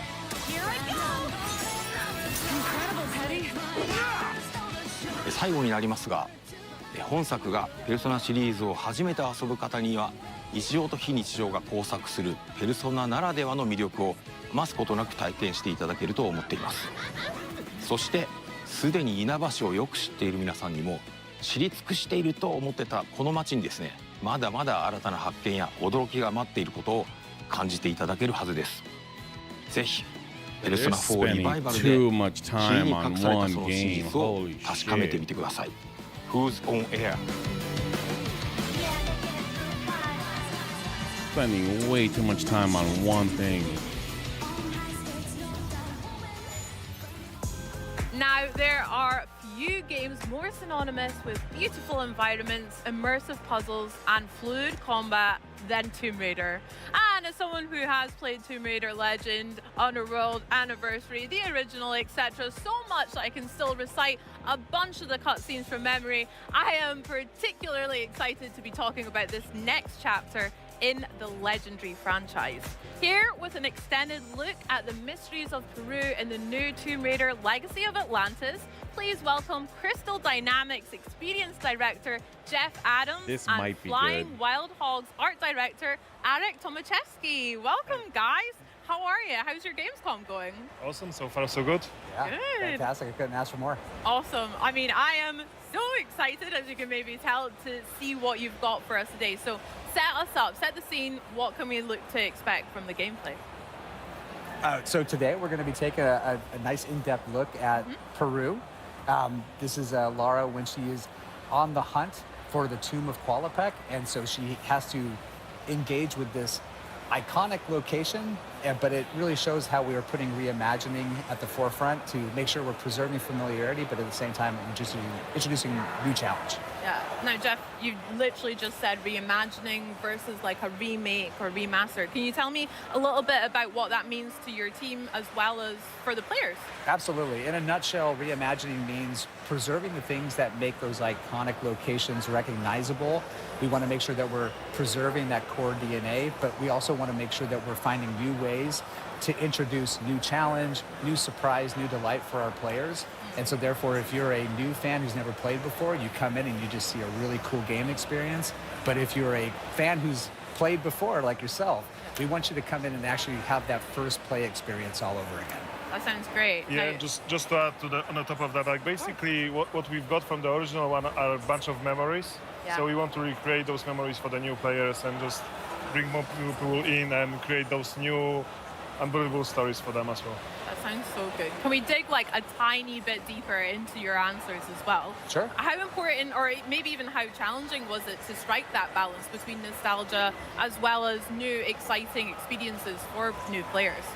It's a delicate balance, and I like to say it's a combination of an exciting opportunity to get a chance to get under the hood and really kind of see what we can do, but it's also an incredible responsibility because we know that there are people that have so many strong memories. Like Lara's become so part of people's personas in a lot of ways that we want to make sure that we're really making sure that those fans are seen, but at the same time we're also giving them a chance to actually experience something new with the character. And so we take it very seriously, and everything we change or everything we modify, we do because we feel like it's basically what the original developers of the game probably were getting at, but they were just constrained by the tools of their time. That's beautiful. Have you found the same experience, Arek, as well? The design looks incredible. Yeah, I mean, what we wanted to do, for example, with art, we wanted to bring back the same color palette. So like when you squeeze your eyes, you can see the original game, and just bring this subconscious idea throughout the game. But also we want to keep the key elements from the original one. So we're trying to be, like Jeff said, being super respectful to the OG, but then bring our own flavor to it as well. Okay, I can't wait to spin my eyes then and look at the game. That's so smart. I never thought about that before. Well, can we take a wee look and see what it's all about then? What you guys have been up to? We will allow it. Thank you. And here she is. Oh, such swagger she's got. Yeah, you see that familiar silhouette come into the light and you just instantly get the hairs on the back of your neck standing up. I mean, speaking about hairs on your neck, this looks absolutely incredible. Arek, talk to us about, well done, and congratulations to you, the whole team. It's the team's work, but what we're trying to do is being authentic to the place that we are bringing people in, because basically Lara Croft is archaeologist, so the places she discovers and she explores, they need to be real. So in this example, we dive deep into Incan's culture and architectures in Peru, and also the plants and everything, with the idea of bringing back the original feeling. So we've done what we could with we've been authentic to the Peruvian culture, but also we bring, it's a game, so we want to make it fun and beautiful. Yeah, it's really, when we dove into it, we're like, okay, the cog puzzle is such an iconic part of that game. I'm going to say iconic a lot because we are dealing with an icon. Yeah. So, but let's say they're memorable water cooler moments that people remember so well. But in a modern gaming sense, like we have an ability to create a higher believability sense of immersion. And so when we really kind of step back and we look at it for what it is and how we try to make the gameplay feel naturally seated and believable in the world, but just slightly out of place, like why does this exist? Yeah. It sparks a feeling of curiosity. And curiosity combined with exploration is like what Tomb Raider is at a core. And so we get it on screen and we hopefully make people happy with it. Yeah, but also when you look on the cog puzzle, we wanted to make a sense why it's there. So we created a whole narration around it. Like we created this culture that has this ceremony of bringing the cogs together to open the gate to Tomb of Qualopec. So it was really fun to just build the whole structures and logic and the whole system, why it would be there and how it worked. I love that. Like here's a perfect example of curiosity on display. Like Lara gets a beautiful pencil dive into the water after dislodging the roots. But, 10 all round, by the way. 10. Oh, awesome. But along the way, she's like, wait a minute, I see something out of the corner of my eye. The player drives in and they come into this new space. You may have never missed this unless you or you may have never seen it if you had not taken a chance to actually just look around for a beat. I mean, speaking about looking around, is there maybe particular details that you guys are really proud of or that you want players to really notice in the environment of the game? From an environment perspective, for me, was the most important. I want people to immerse in a game, and I don't want to break this immersion, so I wanted to build everything with the logic. So everything, all the mechanisms, all the puzzles, they need to be there for a reason. And me and our team, we really worked really hard to make sure that every single puzzle, every single obstacle that Lara meets, it makes sense. So when you dive deep into the environment, into the world that we are playing, it's there because I want to build it, not because the game requires it to.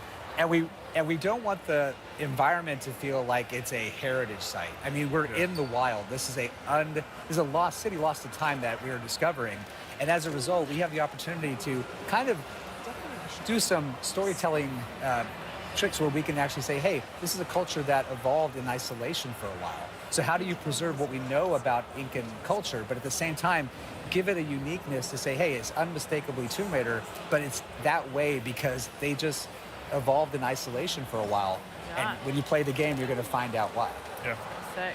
And then you can have a lot of fun with the overgrown aesthetic as well as obviously some of the dirt that Lara's picked up as she's traversing through these environments. That's sick. Yeah, I mean, that's a part of just making sure that the environment feels like you are the person who discovered the first in a very, very long time. Because that's what she does, and we want to make sure that that's how it feels as well. That's what she meant by overgrown aesthetic. She's not a delicate flower. She looks good, but she is going to get her hands dirty. She's going to dig in. Heck yeah. She's going to go anywhere, and she's going to follow her instincts. Similar to how she's doing here. She's like, I need that cog to get that puzzle moving. I found one, but that has opened up the path to somewhere else. So curiosity is driving her. You're going to be along, helping her find that way, and we get into beautiful traversal that make sure that Lara's physical attributes, her abilities, her athleticism is on full display. Physical attributes. She's at her peak, right? She's at her peak. Yep. Love that. Now, the puzzles, like you mentioned, they are such an iconic part of Tomb Raider for me as well. There's so many that I remember from Greece, Egypt, all of the levels. Can you go a little bit deeper about how you've evolved them for Legacy of Atlantis? Similar to what we talked about reimagining, it's about saying, hey, this puzzle as it existed, what was the original intent here?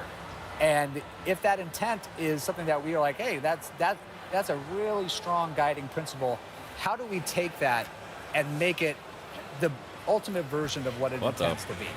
Sometimes that means sticking very close to the formula. Sometimes it means deviating into another area, but we do so in a way that's very thoughtful and very precise because we never want to make it feel like we're ignoring the history of this adventure that we're reimagining. We want it to feel like it's the re-debut of this game.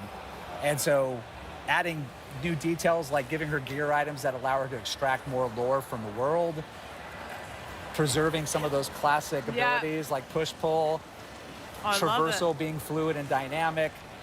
We'll get into combat a little bit later, but these are all just Tomb Raider things at the core. Amazing. Yeah, but just going back to the scanner thing, like you can use a scanner if you are a fan and just want to, like Jeff said, dig deep into the lore. You can scan things and find out more, but you can also use the scanner as a clue to the puzzles. It gives you clues if you want to. If you don't want to, you can just play it your way. Yeah. Nice. And that's us trying to be sensitive to the players, because there are those that want to have this full breadth of systems, but we also have our hardcore players that are like, I want 2 pistols and no help. Yeah. And we're accommodating them as well. Yeah, I love that. Giving players way more choice and following their lead as well. That's so cool. It sounds like you guys have done a lot of research as well and really respected a lot of the environments that you're talking about in real life, as well as creating a more fantasy realm for Lara to explore. That sounds sick. I mean, the research is a massive part of what we've been doing, because the cultures that we've been working on recently is you know, Incans, ancient Greece, Egypt, and we want to be respectful to those cultures and to the history that they have, and also for the players to feel like they are actually archaeologists, not just playing the game. So that's why we've done so much research. And when we decided to partner with the Hogs on this game, you know, co-develop it together, we knew that they were also fans of the game.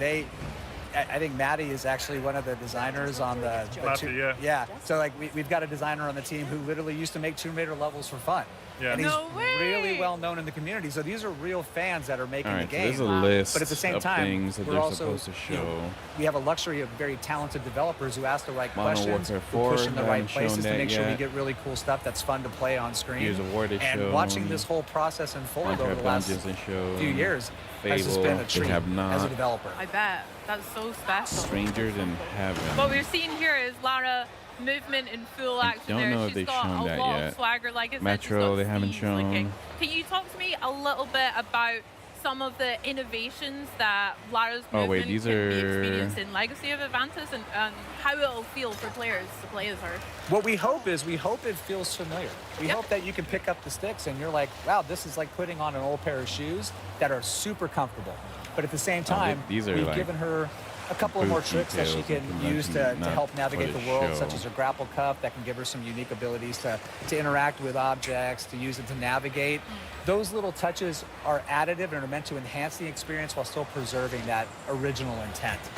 Very cool. But that cog puzzle, I mean, she basically knew she needed to find it. She used her instinct. She moved upwards through this beautiful little pocket city that was adjacent to this temple, discovered things about it along the way, got inside, found this beautiful water clock whose purpose is unknown. Yeah. She gets it, Look at her and go. look at this. There she is. That's Lara, baby. Oh my gosh. Lara never comes in through the front door, and she never leaves without style.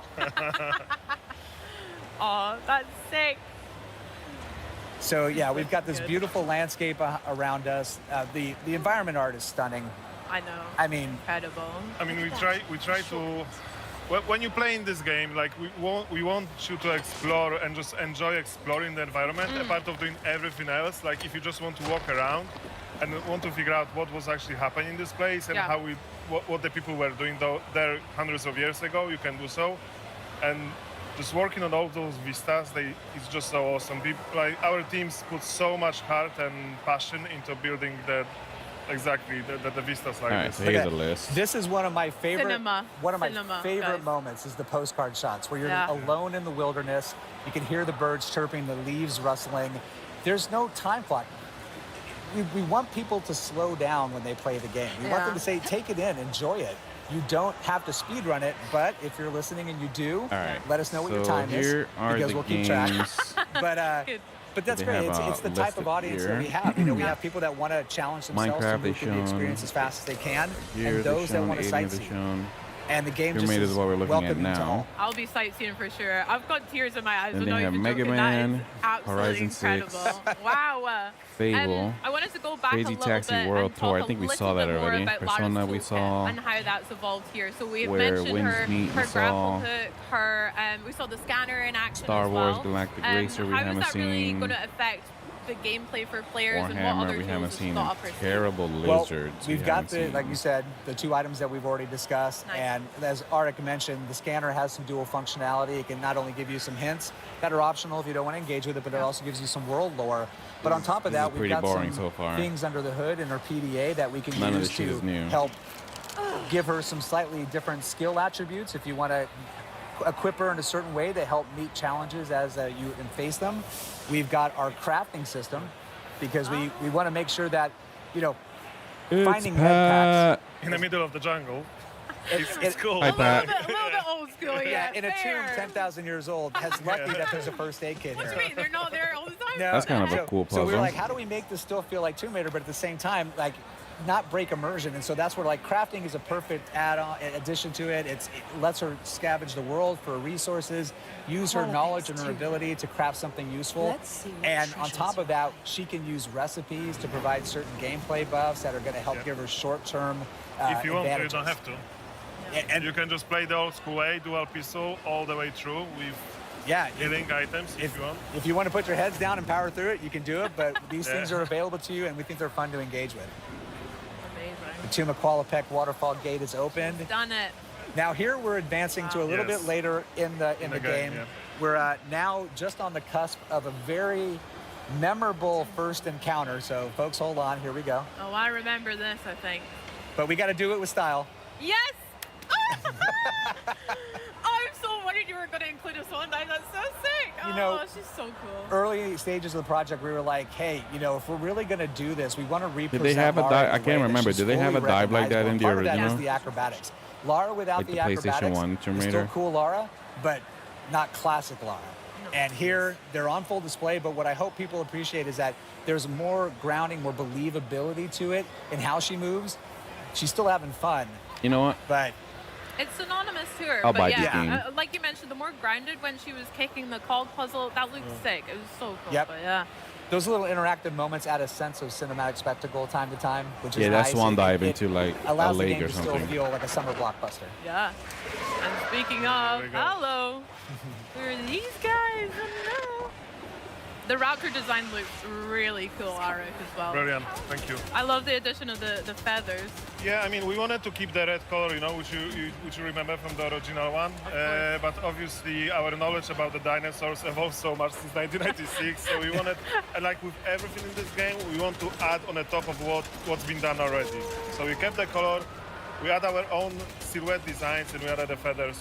So far, it looks like for this the game Legacy is Batman. mostly puzzles. And their combat has been like dramatically overhauled. They're no longer just charging at you and just taking bullets. They're thinking, they're evading.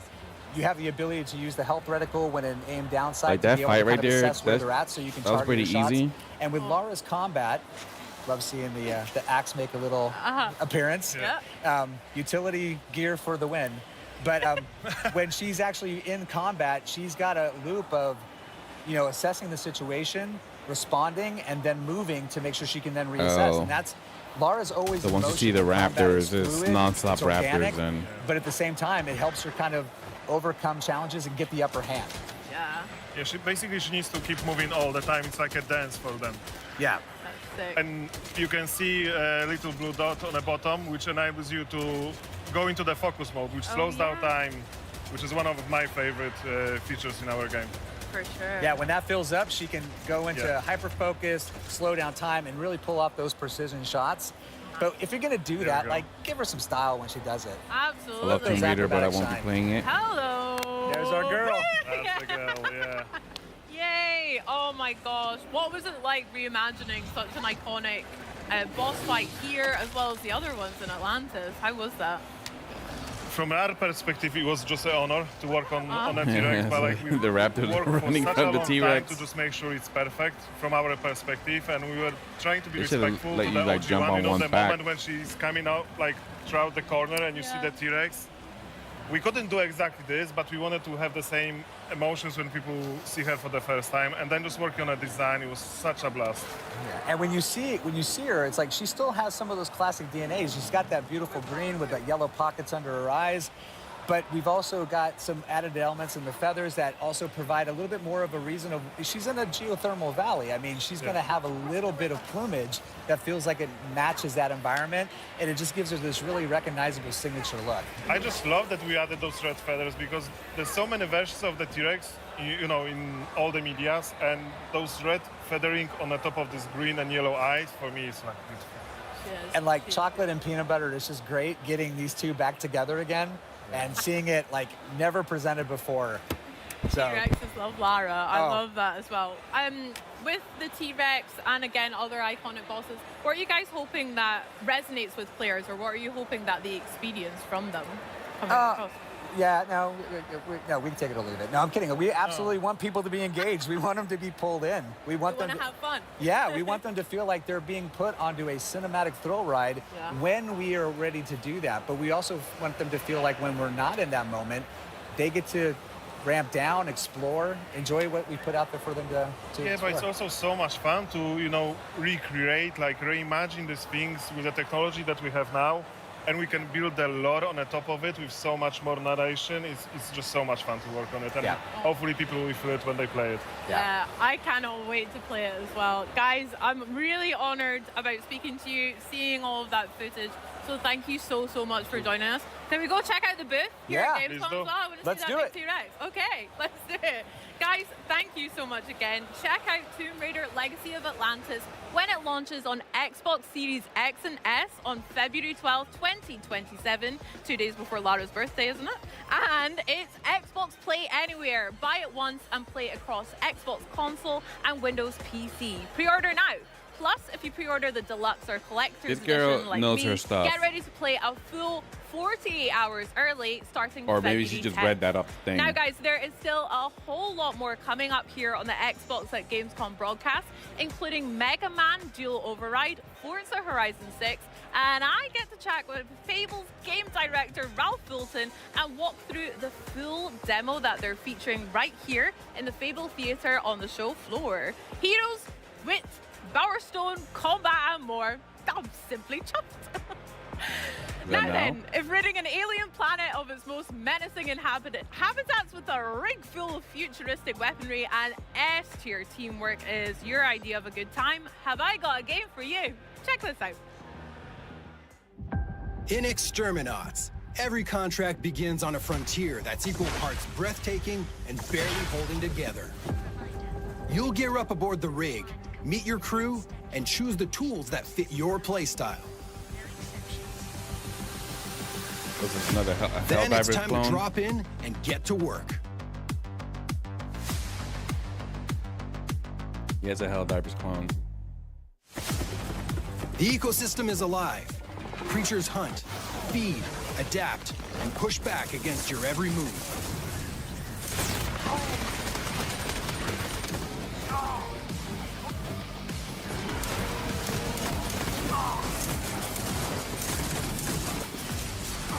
The tools you use do more than deal damage.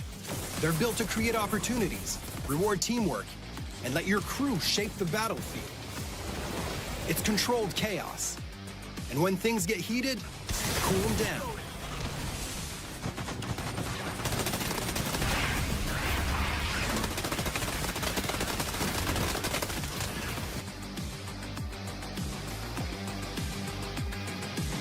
It looks and sounds like an Xbox 360 game.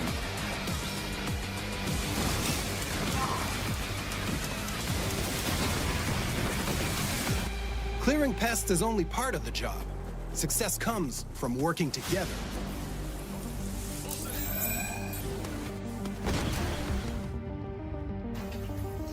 While one Exterminaut gets the facility back online, the rest of the crew holds the line and keeps the site secure.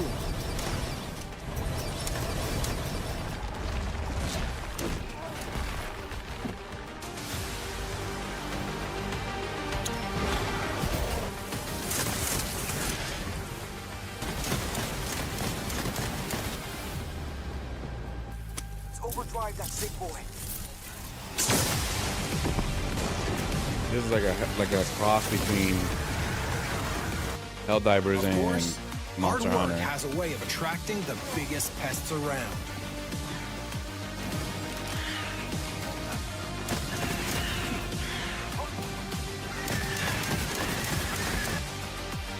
And even then, the contract isn't finished until everyone makes it home.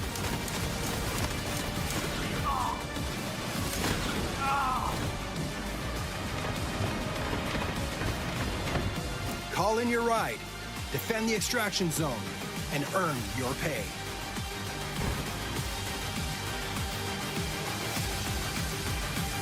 Because in Exterminats, the best jobs are the ones you survive together. Man. Magic and Melee take center stage in Warlock, a brand new third-person open-world adventure set in the D&D universe.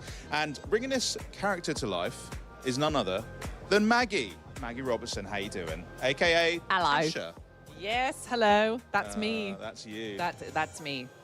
What would you say is the real essence of playing something like Tasha? Tasha's fun. She's very fun. She's kind of like our weird, dark fairy godmother in the game. She will make all of your darkest dreams come true, but there will be a cost. Well, is there more to her than meets the eye? Because you said a fairy godmother type. Now, many people could interpret that in different ways. Indeed. So tell me a bit more deeper about Tasha. She is charming and charismatic. And so she has kind of this magnetism that draws you in, but there is an undercurrent of danger with her because she's incredibly cunning and she's always working towards her own ends, not yours. And you don't always know what her true goals are in the game. So you do always have to stay on your toes with her. So I know with classes like Warlocks in D&D, typically there's often a pretty tragic way in which they come to know their patrons. So can you shed a little light on how Katya is going to meet Tasha? Indeed I can.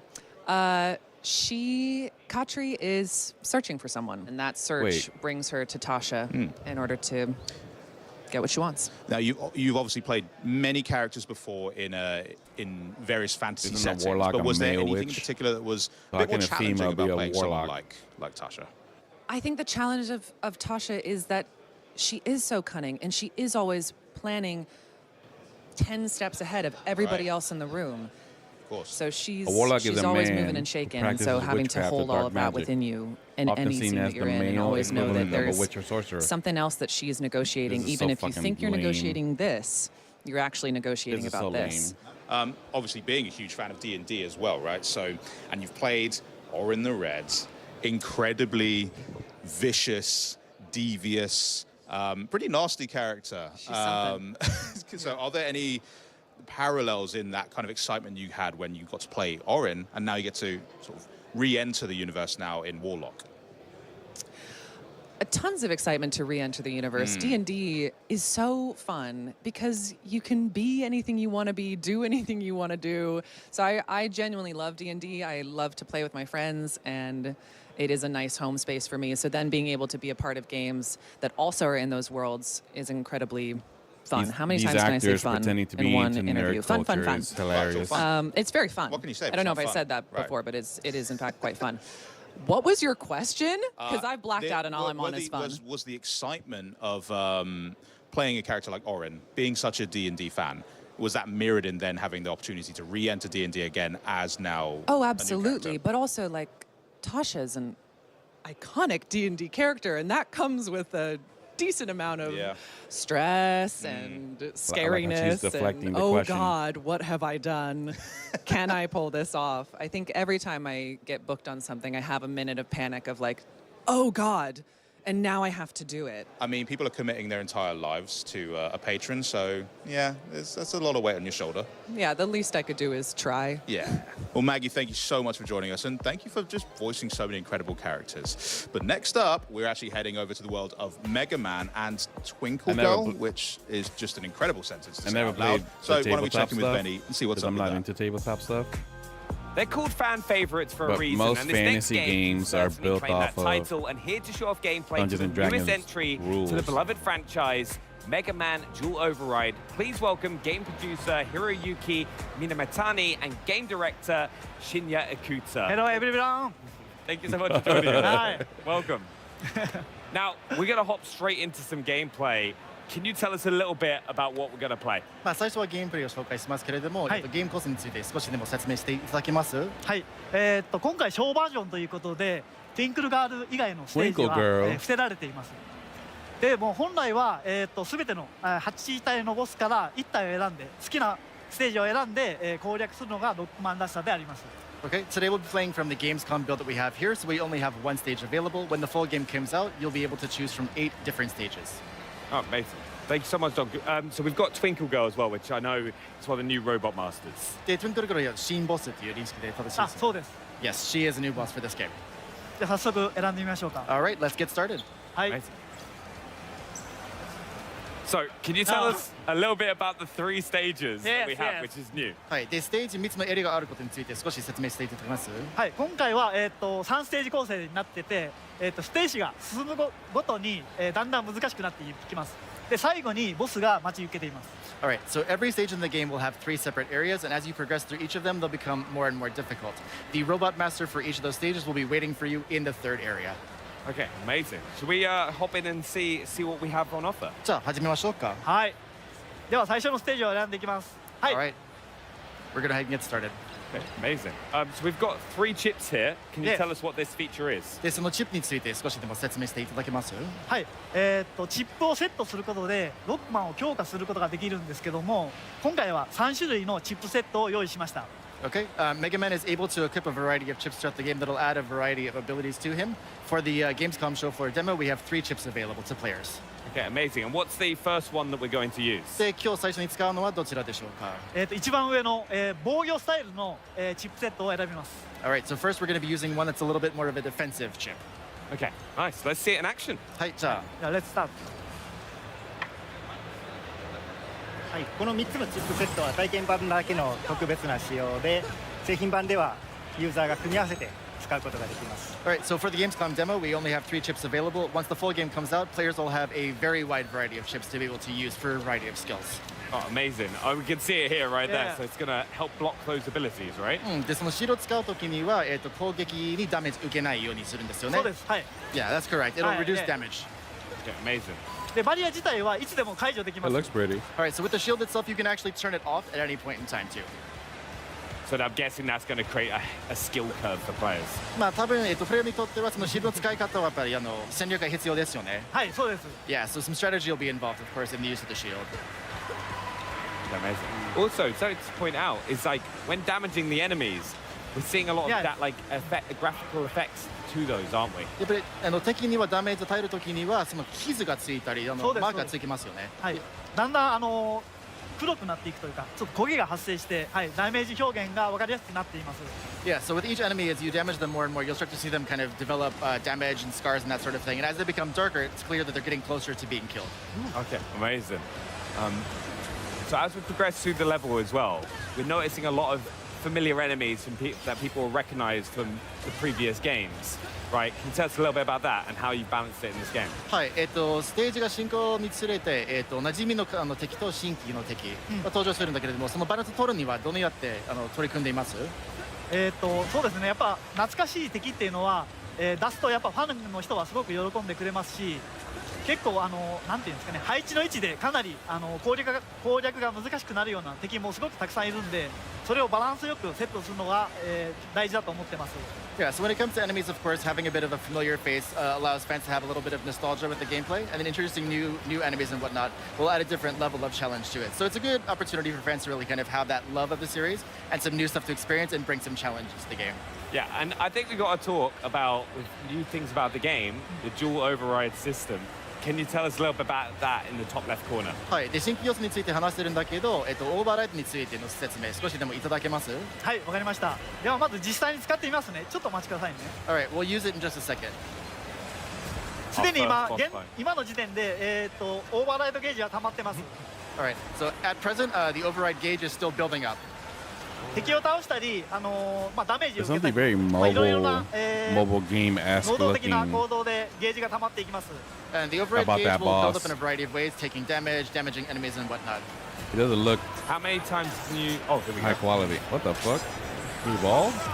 いや、オーバーライドをして強化した状態でかっこよく敵を倒したいと思います。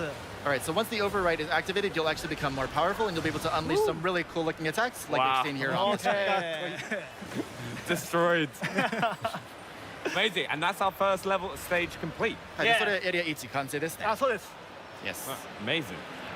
Now, one thing as well, with that override system, how many times are they able to charge it? でそのオーバーライドのゲージは、何回まで蓄積できます？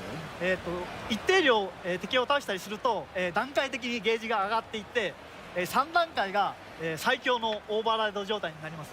So the override gauge has 3 phases to it, and as you hit each of those kind of levels, you'll be able to build it up for stronger attacks as you go. So once you get that third tier, it's pretty powerful.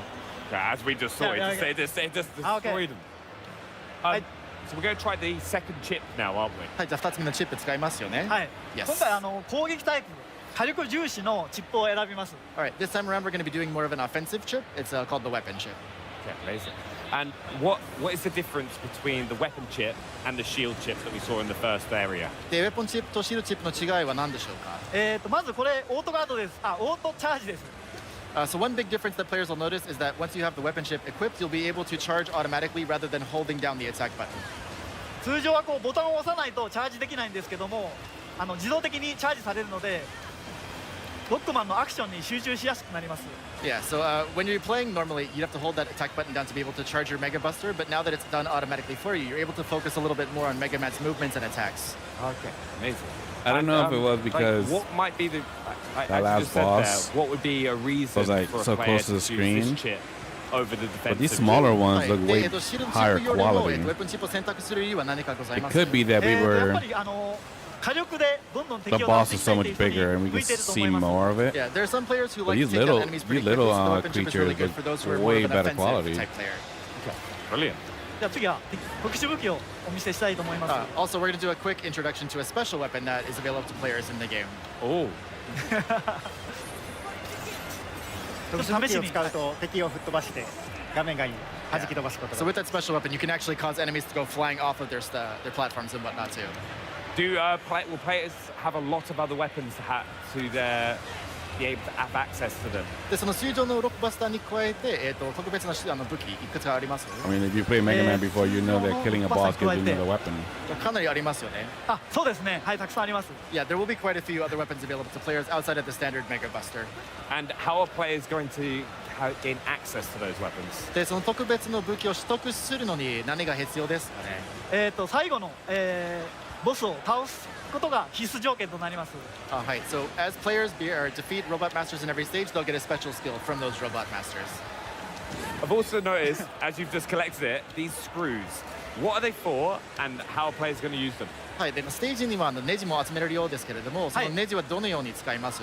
ネジを貯めるとショップで、チップを購入することができます。So as players progress through the game and they collect various chips, they can actually use them to purchase additional chips throughout their gameplay experience. Okay, amazing. なのでネジはどんどん貯めていって自分をロックマンをどんどん強化していくことが攻略の鍵となります。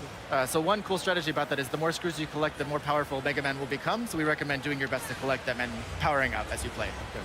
この先に強敵が待ち受けています。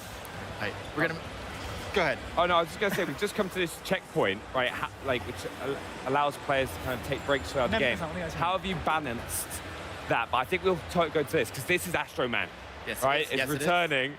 I know so many people are excited about this. Can you tell us more? Yes. アストロマンが復活しますよね。それについて少しでも話していただけます？ロックマンのファンに喜んでもらおうと思って過去作からボスを復活させてます。他のボスも登場しますので復活しますので楽しみにしていてください。Alright. So as a fan service to series of the Mega Man series, we've brought back a variety of robots, robot masters. Astro Man is one of them, but there will be others besides him. So get excited. I love seeing some of these like kind of battles that you see. このような戦略見るのは楽しいですね。初めのボスと違って2番目のボスなので。ちょっと歯ごたえのある難易度になっています。それがすごく難しいです。これを避けるのが。Yeah, so compared to the boss in the first area, Astro Man's the boss for the second area, so it'll be a little bit more difficult than the boss we fought earlier. So close! はい、まあ。惜しいですね。本当に強敵なんですよ。めちゃくちゃ。はい。Yeah. The shield chip would have come in handy there. やっぱりシールドチップ使えばよかったかも。まあそうですけども、僕はもう火力重視でいきます。Alright, we're gonna do our best here. Well, I believe. 私有される方に参考にな This るような boss プレ fight ー is を目指 actually したいと pretty 思い cool. ます。 All right, I want to do my best to show players the best gameplay I can. できるかな。よし、頑張ろう。 You're going to do it flawless. まあ今回ダメージ受けずに倒せますよね。はい、任せてください。It's one of the things, it is hard to talk and play these boss fights at the same time as well. やっぱりプレイしながら話すの難しいですよね。もうちょっと無口になっちゃいますね。本当はもっと上手いんですけど、喋りながらプレイするとやっぱりダメージ食らってしまいますね。やばいですね。 Truth be told, Equal Up Director is a lot better than what you're seeing right here, but it is again tricky for him to play and talk at the same time. Oh. OK。 He just got hit. He just got hit. Activating that override. さあ、オーバーライド発動ですね。これでなんとか倒したいですが。 So close. まだ死なないです。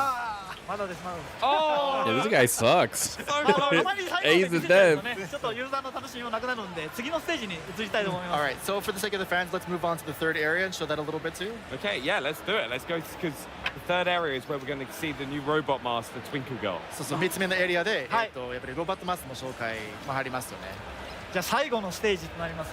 はい。 Yeah, this will be the last area of the Twinkle Girl stage. じゃあこのステージのボスを紹介します。 All right, just give a quick overview about her as we're playing through. でチップは一番下のチップを使うんですけども、これは何も強化チップをつけてない状態のロックマンとなります。 And for this area, we're going to be using the third ship in this option here, which is to call in Rush, but it won't add any sort of power-ups to Mega Man's abilities. どうぞ。難易度高いけど大丈夫ですか？大丈夫です。もう使いこなしていきますよ、もうロックマンを。はい。Yeah, we'll do our best this one too. But yeah, meet Twinkle Girl. ある意味縛りプレイですけどね、これね。はい、頑張ります。 All right, let's do it.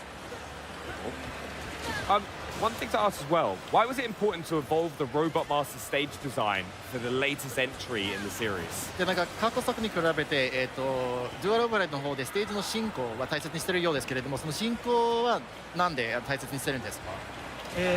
南さんお願いします。ヘルプでちょっと、今集中してる3つのステージに分けたんですけれども、ユーザーには段階的にクリアして成長アクションとして成長する楽しみを味わってほしいなと思ってます。 This guy sucks. One reason for the kind of progression for the stage itself is we want players to have a sense of progression and success But and achievement. at least he's playing live, So yeah, right? each area becomes more and more difficult. A lot of these demos are pre-recorded and they're pretending to be being playing able to live. complete it.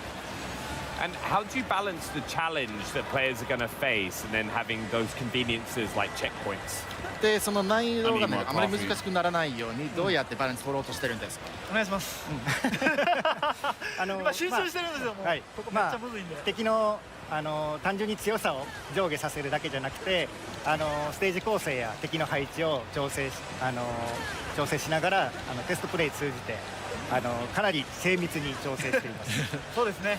Yeah, so if you think about it, obviously the enemies become more and more difficult, more powerful as you progress through the stage, but also we get more strategic with the placements of the enemies, so they're in more inconvenient places, so to speak. But again, it really gives players an ability to practice and kind of level up as they're playing through. I love seeing how much more difficult this stage is as well compared to the other two. やっぱり3つ目のエリア非常に難しいと見えるんめちゃくちですけど。ゃむずいです。Yeah, it is pretty tough, isn't it? やっぱロックマンは歯応えがすごく大事だと思っているので、はい、難しめに調整してます。Yeah, of course, the Mega Man series itself is known for its challenge. We want to make sure we kept that for the classic fans. Do you have any tips for players picking it up for the first time? ロックマンシリーズを初めて遊ぶユーザーにとって何かアドバイスあります？ロックマンは特殊武器を使うと強い攻撃が与えることができるので、このボスも特殊武器が効くようになってますので。So yeah, Mega Man again will have access to a variety of special weapons. Using those special weapons against Robot Masters will actually have some pretty extra effects on them. So we recommend picking those up and using those as well. This fight looks so hard against Twinkle Girl. やっぱり Twinkle Girl 戦は難しく見えるんですけど。めちゃくちゃ難しいんで、僕はもう喋れませんね。It is pretty tough. So Ikuta-san's gonna stop talking because it is pretty tough. はい、難しいですけど攻撃パターンを見極めれば。オッケー。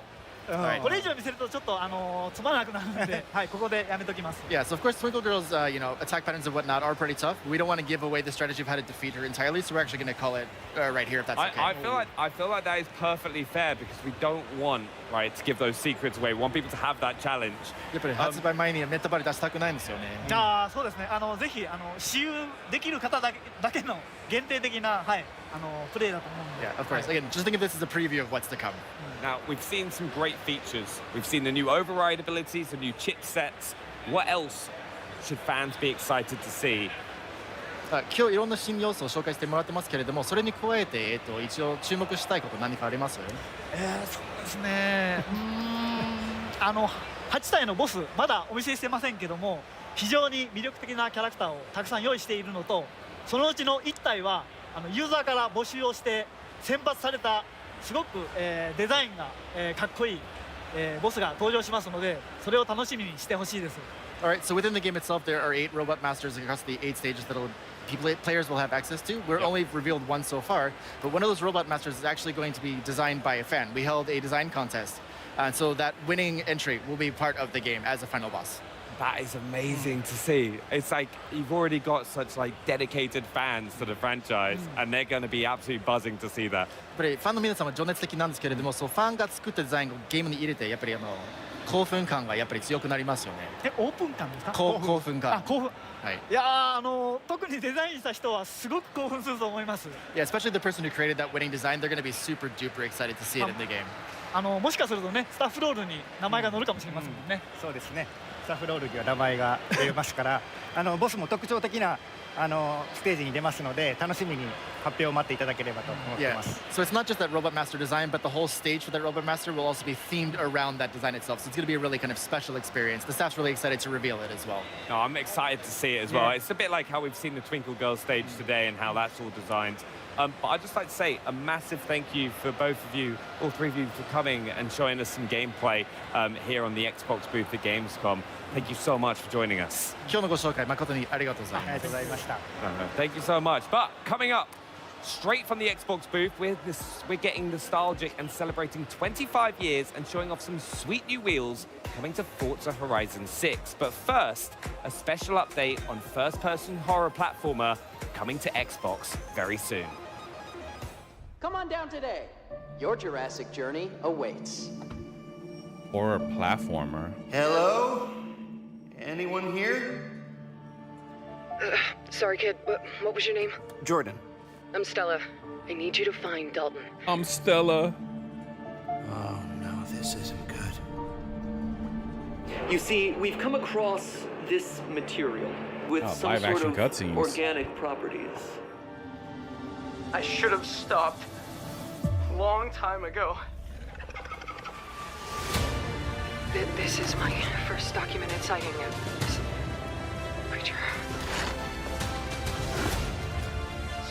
This is definitely not Jurassic Park. There's not a soul here.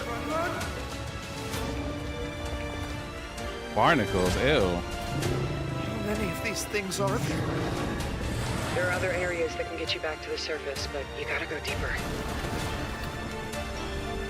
Suppose the only way out is through. Don't look back! This operation must be those are not dinosaurs. I'll find him, Stella. I will. I don't know what the fuck that is. Terrible lizards. It's a partnership made in gaming heaven. IKEA helps create spaces for real life. Xbox is where the world plays. Put them together and you've got a collection that makes it easier to bring play into the living room. Give me the controller Plus, again. with a name like Ixtabi, it promises to be an unforgettable collaboration. Joining me with more on this new IKEA gaming collection, please welcome back to the show Carl Ledbetter, Head of Design for Xbox Devices, and Product Developer Philip DeLay from IKEA. Hi guys, welcome. How are you? Hey. Good to be back. Good to be back. It's great to see you. Yeah. Now, let's talk Ixtabi. Tell me a little bit more about this furniture collection. Yeah, so it's a furniture collection, or a home furnishing collection, I would say, because it's furniture and accessories may just enhance the gaming experiences for people in their homes who feel that gaming is an essential part of their everyday. Dude, it's so nerds in front of a camera. For you guys, then? Well, it's pretty interesting when you think about IKEA being the world leader in gaming or home furnishings and products for people at home, and Xbox with our game content and devices for gaming. When you put them together, it really creates the ultimate opportunity to get people immersed into games. Some of So that it stuff is doesn't actually stop pretty at cool. the screen or with the controller in your hand. It's about the entire environment that you're working in and playing games in. So that's where I think the magic really happens. Yeah, definitely. Awesome. Now, I hear you had a little inspiration, obviously, from the controller here. Can you talk to me a little bit about how that inspired your product design for this collection? Yeah, Carl? Sure, yeah. Well, the controller is very iconic to Xbox. Of course. That's where you interact with the games. And so we took some of the detailing from the controller, like the thumbstick stool, the D-pad cushion, and the D-pad platter. And those are kind of more specific examples, but yeah, it's inspiring. Game content really comes alive through the product, so that's what we looked at. Yeah, we were inspired by like elements of the controller, but also like how people use it. You know, how people store it, how they charge it, and just making sure that we use some of our IKEA smarts to help you organize all the gear you have around the game. Yeah. So, yeah. One of the fun things about this project was IKEA and Xbox both share the same philosophy of making products that solve real problems, that are expressed in a way that anybody can enjoy them at home. And grounding on that, we really start to unlock new ideas and thoughts, and it shows up in all of the collection. Yeah, for sure. Lord knows I need some IKEA smarts as well in my gaming at home, so That's right. sounds great. So guys, can I get my hands on this collection maybe at my local IKEA store or even online? Yeah, very soon. Okay, how soon maybe? When do you expect to launch? We'll launch globally from October 1st this year. Wow, awesome. Just around the corner, absolutely. Just around the corner, not long to wait at all. I can't wait as well, especially for that D-pad tray. I need that immediately if I can have it. Or maybe even this delightful little cushion. One of my favorites. One of your favorites? Yep. Love it. That one's for you. Yay! Okay, sorry. Thanks, guys. Well, I mean, Xbox and IKEA feel like they've officially leveled up the gaming space for us at home as well. How does it feel to finally reveal this collection here at Gamescom for you both? Go ahead, Philip. Yeah, amazing. I mean, Gamescom is the world's biggest gaming event, and to see the product, out in the wild, experienced by fans and gamers, people trying out, and finding all the Easter eggs and the fun details that we've put into the designs. It's been years in the making, so it feels fantastic. It feels really good. I mean, this is the first time for Xbox at Gamescom to actually have a partnership like this with IKEA right here in the booth. And like Philip said, if you look close enough, you'll see some Easter eggs. You'll find them here and there, and they're on all the products. Okay, well, I'm going to go scour them just now That's right. as well. Guys, thank you so much for joining me. Enjoy the rest of your Gamescom and this lovely little setup we've got here. Shall we play some games? I think we should do it. Okay. Yeah. Well, let's do it. You guys, though, buckle up. It's over to Charlie and Henry with the latest from Forza Horizon 6. Oh my God. Let's kick things into overdrive with some new Forza These two are racing, so shall we, annoying. Hannes? Oh, go on then. And here with a look at the newest game mode and some truly exciting partnerships. Please welcome senior game designer Will Hume and lead game designer David Orton. Hey, great to see you. How you doing? Guys, doing very well. How are you both? This is so fun. This is so fun. Looking at all these incredible games at the Xbox booth, absolutely loving it. It's not bad, is it? Talking of not bad games, though, Forza Horizon 6 absolutely crushed it when it came out recently. How's the reaction been? How are you guys feeling? We're feeling great. Yeah, it's been awesome, yeah. Yeah, I mean, launch has been incredible. Game's gone down really well. We've been releasing a bunch of new content, right? We've had new race events, new cars, and now we're introducing a new feature. Yeah, There you nice. go. I mean, Charlie and I have been in constant competition to see who can fully complete all the achievements. Where are you at, by the way? I have 2 left. I've got one left, There we baby. go. There we go. There we go. I know what I'm doing on the flight home. Thank you. Neck These and are so neck, phony. Neck and neck. But you mentioned a new feature. Let's do it. So why don't you tell us all about it? What do you brought Yeah, us? so we've been blown away by the launch of Forza Horizon 6. We've welcomed millions of players to Horizon Japan. We've added new cars, new rewards, new events. And today we're really excited to give you a first look at a brand new game mode, which is Drift Attack. So this will be free to all players, and I'm accompanied by Will. He'll be driving. Beautiful assistant today. There is no way that I can drift and drive at the same time and talk. So it's worth saying this is all live, so no pressure, Will. No pressure, at all. yeah. So We're going to be really nice and polite to you, whatever happens. we're trying to throw you off. Yeah. So here we are. We're at the sort of drift pan circuit. Yep.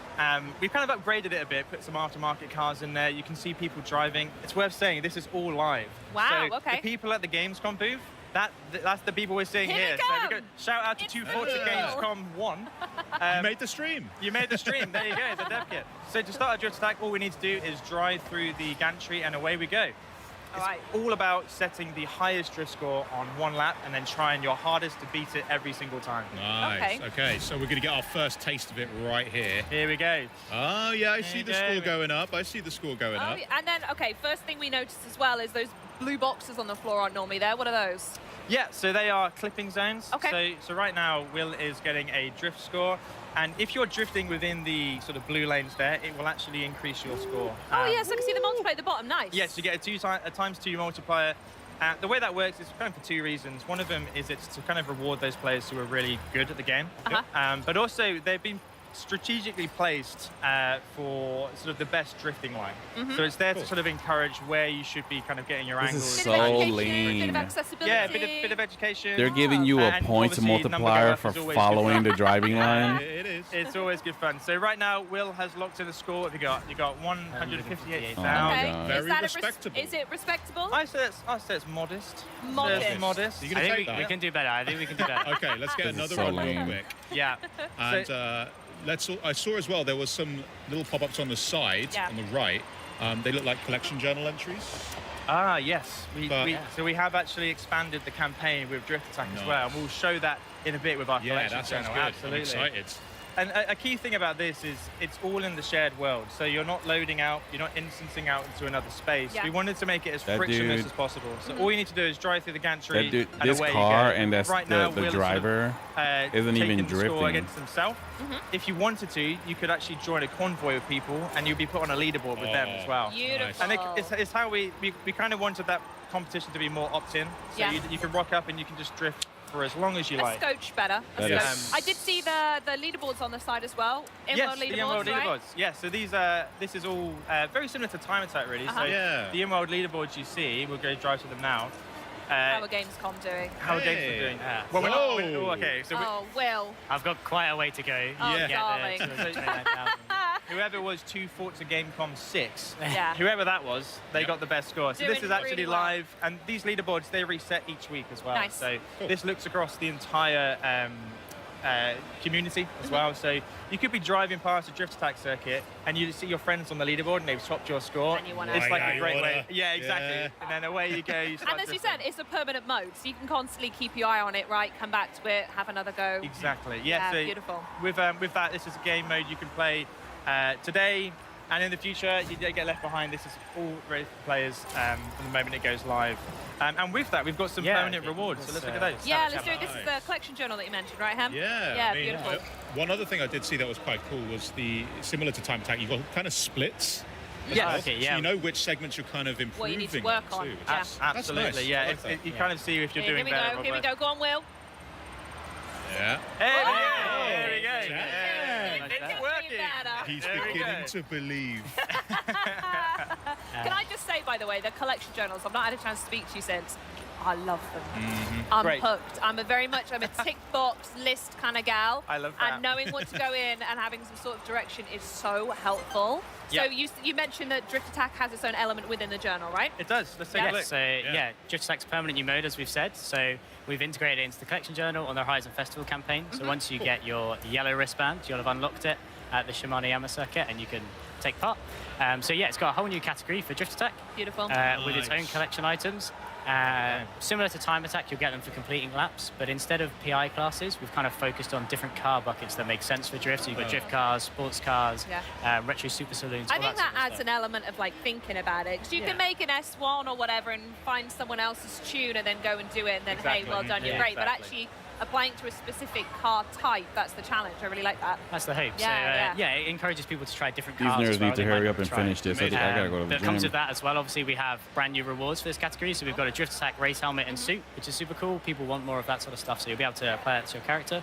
Then the coolest reward is a brand new Forza Edition, the Jaguar XJF Forza Edition. So this is our first post-launch new Forza Edition, similar to the ones we did for the game's launch. It's a complete kind of so Warhammer, Star Wars.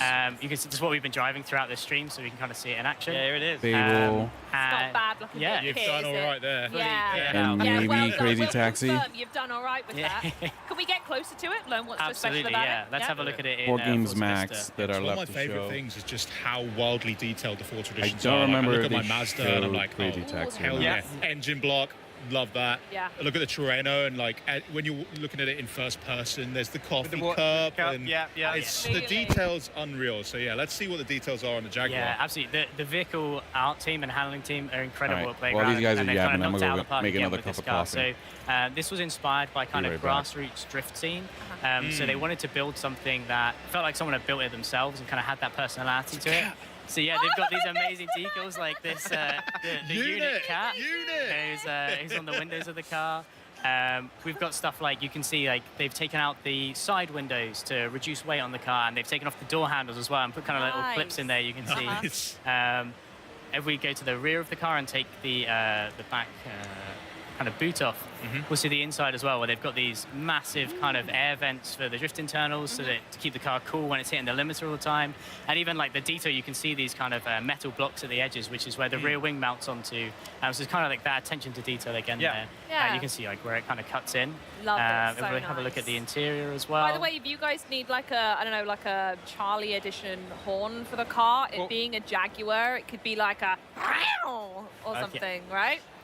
Yeah, maybe. Should we try and get it in? Stunt Maybe. silence is a great Maybe. reaction to. We'll need everyone to be quiet for a sec while we record it, but sure. We might be able to sample that and get it in. Yeah, all right, well, let's get some big wigs on that, yeah? See what we can do. See what we can do. One of my favourite things about this is that the vehicle art team, they sort of set themselves a challenge to make this pass an MOT and be road legal.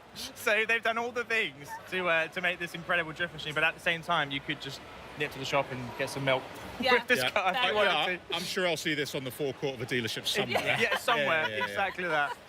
Now, obviously, this is a really cool car. Yeah. When am I going to be able to unlock this?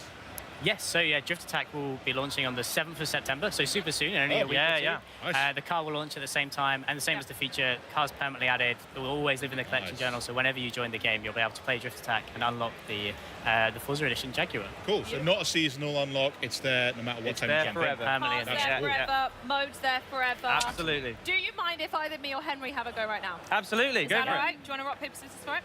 Okay. Yeah? Okay, You're you ready? going down. Yeah? 1, 2, 3. 1, 2, 3.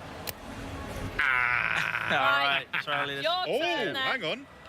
Here's something you can play with. Oh, yeah, I'll tell you what this. then. Have fun with What's that. this? This is the Lego Technique, right? Yes, it is. Yeah? Yes. I'll pass over to you. Ready? Let's Oh, not. this is going to go badly. I would love it. Yeah, it's Can you got a bit imagine of this would drift break on live it, on stream? Yeah, you have that one. There we go. This is ours. That's yours. Yeah, so we've these are the Lego Technic We've got the 488 Pista and the Dodge Viper. Right now, if you go to your message center, you can get a version of these cars with a sort of replica livery that looks very similar to these cars you see here. They look very cool. I wonder who's going to take these home. No one's ever said that. Like, we've got these props, and I'm kind of like, well, whose are they? They look awesome, and they look awesome in game as well. So that's a fantastic partnership we got with Lego Technic. I look forward to hunting them down. Henry, I'm going to play with a toy car if you want to play with the digital one. Right? We have another partnership as well, right? Coming up another that we've kind of announced today at Gamescom. So we're also going to be partnering with 7-Eleven, which is super exciting for us. We've got the booth here and everything. Anyone here has kind of seen it with the super out the front. So yeah, that's going to be coming in October. There's going to be an evolving world as part of that. And yeah, we look forward to kind of talking about that more near the time, but something for players to look forward to there as well. Hell yeah. You guys have been cooking. Honestly. Well, what we're looking forward to now is seeing drifting skills. Your turn, Henry. We've seen the leaderboard set by Will. Do you mind if I change the settings? No. That's the sound of a pro. That's the sound of a pro right there. No. Do you mind if I switch? No, changing the settings. I think we need an equal comparison. Oh yeah, you know what? You're right. Oh, this thing's got some. Okay. Yeah, it's fierce. It's fierce. What can we do to put off Henry? Like, Absolutely I can keep making the noises again. Yeah. Yeah, that is really I'll cut not the helpful. show if I keep doing that, actually. Okay, all right, Henry. I mean, I think you're focusing a bit too hard on staying in the clipping zone. Yeah. Well, I'm all here for the clipping zone, baby. Something else to mention about the car that's super cool as well. So obviously we've built it as a drift car to match the feature, but players will be able to upgrade it and tune it themselves. So if you want to turn it into a more track-focused car, put some slick tires on it, you'll be absolutely be able to do that as well. I've taken out put way the too Forza tight. Aero on. So yeah. Oh no. Henry. Oh no. It's not have we good. left damage on? No, we're good. We're no, clean. you're good. Yeah. It's only Did you like back how I across changed the camera while I was driving? Yeah, really cinematic, Henry. Yeah, Are you trying to distract us from the gameplay? No. No? I what's would. over there? I don't think this is going to beat your score, unfortunately. You've still got I think 3 clipping zones to go, so you can get a lot of points.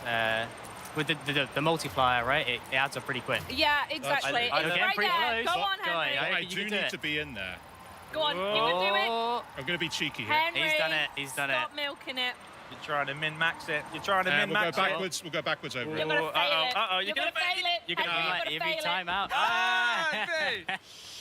And on that bombshell, thank you fun. so much for joining us, guys. A truly exceptional update to a truly exceptional game. So thank you so much for joining us. Right, well, Fable fans, listen up, because we're bringing the Fable experience to you here at Gamescom at home with an in-depth look at this reimagining of the franchise. Yeah, but first, it's time to visit the brooding and futuristic world of Warhammer 40k Dark Heresy and the voices bringing the characters to life. Check this out.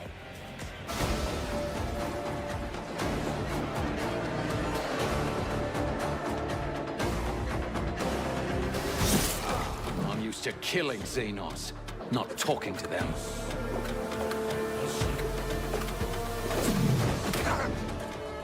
They usually tells me I'm smart. Not that I'm interesting. Numerous signs of bruising, superficial damage to the surface layers of the skin, apparent loss of integrity in some of the smaller bones. The heresy of pride, which spurs one to believe in one's own exceptionality, and the heresy of consorting with the enemies of humanity. You expect me to object, Otvaka? I am no longer part of the Tick vein. You have guessed my race, but I am no foe to you or your tribe. Recommendation. Additional protection for the Acolyte upon approach.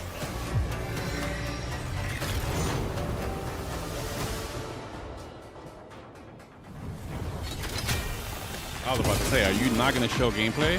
Hey everyone, this is Josh from Octopus Panic, and I'm here to give you a closer look at our game, Gravhounds. That's not Warhammer. Gravhounds is a 1 to 4 player co-op action builder starring a crew of blue-collar working dogs who are lost in space and trying to find their way home. Oh God. Each shift starts aboard the mining ship, where the crew gathers before heading out. Oh my God. From here, we'll pick a job and launch the mission. Oh yeah, here we go. Once we're planetside, everything starts from the collector. This is our dropship, and it's the center of our operation. You would like this, To Pat. begin, we'll lay out some pipeline, which is the power network that allows us to expand across the planet. With the pipeline in place, the first thing we want to build is the fabricator. This is a factory in a box that allows us to produce build kits for our turrets and other infrastructure. Every Gravhound is equipped with a grav beam. This can be used to collect resources, build defensive infrastructure, and even manage the local wildlife. Some resources are extremely volatile, which can come in handy. You would if used like this, correctly. Pat. Collecting resources earns us build credits, which can be spent to expand our operation. Okay, with defenses in place, we can move on to our main job. An excavator has been dropped from orbit near a buried artifact. It needs power to work, so we'll push the pipeline across the planet, set up some defenses around the site, and then connect it. Once we bring this thing online, it's going to attract a lot of attention. Here they come. Each Gravhound has a booster rig that lets them move quickly and fluidly around the environment. As the pressure rises, so does our power. Our turrets earn experience in combat, and they can be promoted to more powerful, specialized variants.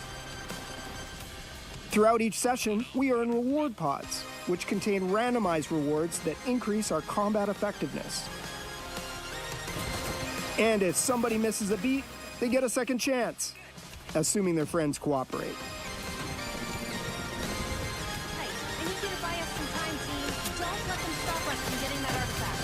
Okay, once we survive the wave, the excavator finally reaches the artifact. Now we just have to get it home. You're not lifting it so It's too heavy for one Gravhound, so the crew has to work together to get it back, while everything in the world is still trying to kill us.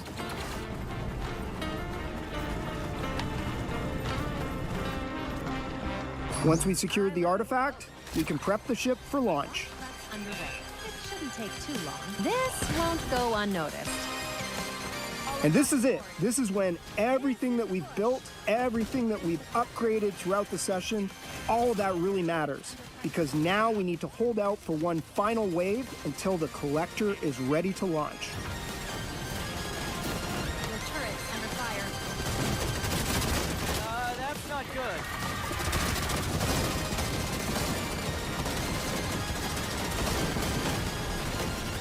Once the collector's ready, everyone races to get aboard, and we take off and head back to the mining ship. Once we're back, we'll regroup, spend some time upgrading our stuff, and then choose our next destination. Each session, you'll be exploring different planets, different jobs, different builds, different opportunities for disaster. So they're saying that you can explore the planets, and that's Gravhounds. You're Gravhounds basically is coming to Xbox and PC, and it's available day one with Game Pass. You're basically just going into a map to do missions, and then you leave, and that's it. Here at Gamescom are flooding to the Xbox booth for a special theater experience highlighting an let's see how bad in this is the gonna look. much anticipated game. And joining me now to bring you guys at home through the demo experience, please welcome Fable game director Ralph Fulton. How are you, Ralph? Great to have you. This guy's such a Super traitor. well, thank you for having me. How are you? I'm so good. Thank you for asking. Having a great time at Gamescom. I'm upset that I haven't been over to the theater experience just yet, but maybe I can take a little sneak peek now with you. Absolutely. Let's go through it. Sounds good. Now, set the scene for us. What can we expect to see from the demo? So we are going big for Fable this week at Gamescom. We have actually got not one but two demos that we're showing here today, but the one that we're looking at right now is one we're showing in a theater right here on the Xbox booth, which is a segment from a relatively early quest. I wonder if they're going to show the character you're playing as. All the disparate bits of Fable that we've been teasing people about for what seems like years now. Right, you're going to see cinematics, you're going to see story, you're going to see choices and consequences, you're going to see combat. That's another big thing that we're talking about here this week and giving some folks hands-on with at Gamescom. And it is all set against the backdrop of the magnificent capital city of character walking Bowerstone. like that? So we are arriving in Bowerstone, not quite for the first time, but certainly early in the game, and walking taking in its sights. like she's got a shitty diaper blimey, on. Governor. It looks absolutely delicious. Now, you mentioned we're here at Bowerstone. Talk to us a little bit about maybe this city as well as some of the other ones and how they'll play a role on how the villagers interact or how our character navigates through them. Absolutely. So Bowerstone, capital of Albion, biggest city in Albion. I think there are some 400 of those 1,000 handcrafted NPCs we've talked about before living right here in the city. 130 houses that you can buy. I think there's about 40 businesses you can buy as well. Oh my gosh. So tons and tons to see and do and purchase and get involved with. And obviously that living population is really the sort of beating heart of our game. It's like a Greek chorus that reflects the things you do back at you. And it's all about our reputation system. So the things you do build reputation, and these people will absolutely let you know what they think about the things you've done. Yeah, Philippa just there, mouthing off again. Classic.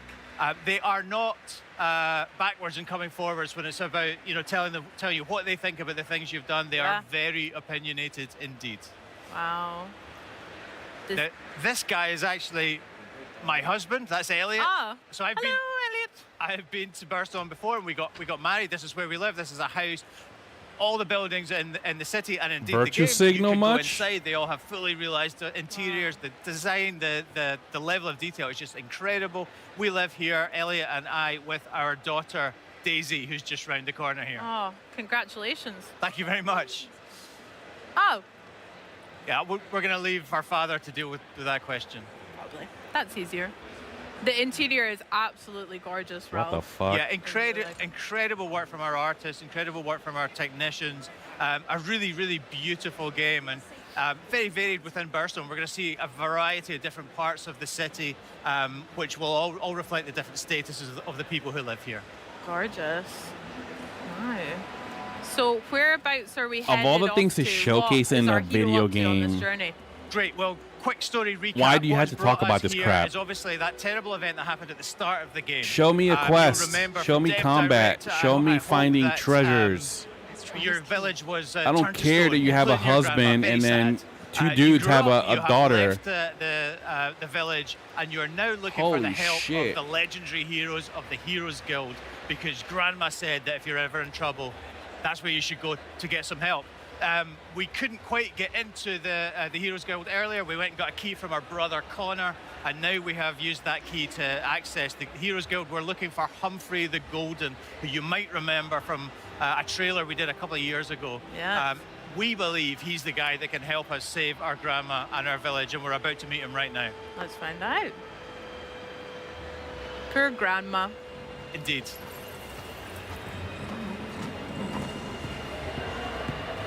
Again, the interior looks amazing. I love the artwork on the left.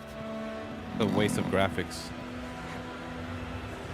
Let me guess. He's drunk and he's sleeping. Yep.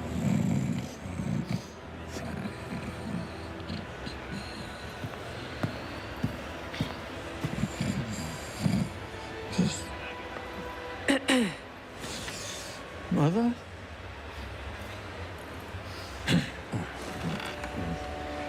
Can I get a large beer, please? Thank you.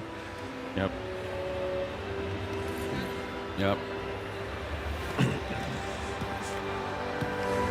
Yeah, because all the male characters are all drunks. All the time. A large beer. Right.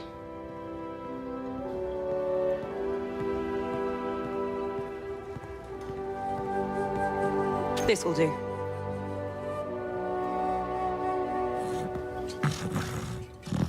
That's a large.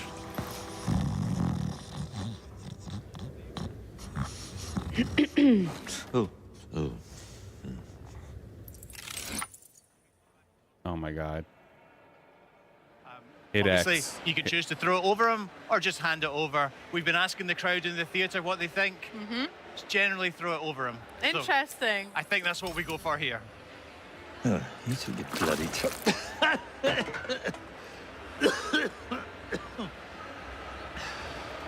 A little bitch ass splash. Oh, She right. should have poured it on his head. Hero. If you're gonna do it. Yeah, of course you are. I need your help. Now I'm finished. Guild's closed. My nan used to tell stories about you. She Your said... nan? If you're some kind of mega fan, I think I've still got some merch out the back. Got some shields merch? with my face on. Sort of tabard things. She's trapped. They all are. My whole village. There was a woman in red. She could have been a hero or... You're a hero. You'll work it out. And what about you? You're being evicted. You gonna tell me what happened? Evicted? I mean, I'm not particularly proud of it, but I ran up a few debts. I don't like to talk about that. I reached out to a local sculptor in town, commissioned him to capture my image in Aurora and marble. Anyway, I don't know what I did wrong, but guys wouldn't pay me in the end. I did what anyone would do, and I went down to Ronnie's place. You lost the Heroes Guild on a bet.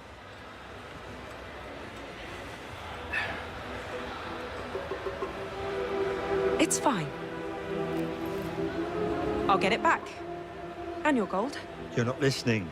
I meant what I said. I'm done. I'm not doing it for you.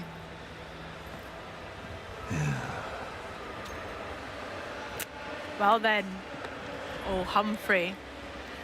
Yeah, they say never meet your heroes, right? What a letdown. Yeah, yeah. So we saw a choice there. Obviously, that's not a massive choice in the scheme of things, but it does result in a reputation. Humphrey now thinks you're an arsehole. What can you do? It's fair. Yeah, you throw a beer. You will have He thinks you're an millions of little arsehole. choices like that, and they will scale up in importance. and repercussions throughout the game, culminating right at the end of the game in some really earth-shattering, permanent decisions you'll have to make, which will change the face of the world forever. Okay, wow. I don't know if I'm ready for those. I take a lot of time deciding if I want tea or coffee, so we'll find out about how I get on there. Going back a wee bit of the cutscene we've just seen and the trailer that you mentioned when we introduced Humphrey, where did this idea of the cutaways and the talking heads come from for the interviews within the gameplay? It's so interesting and gives us like a real insight into some of the more important characters. I'm really curious. It does, and I think it's something that we haven't really seen in video games before.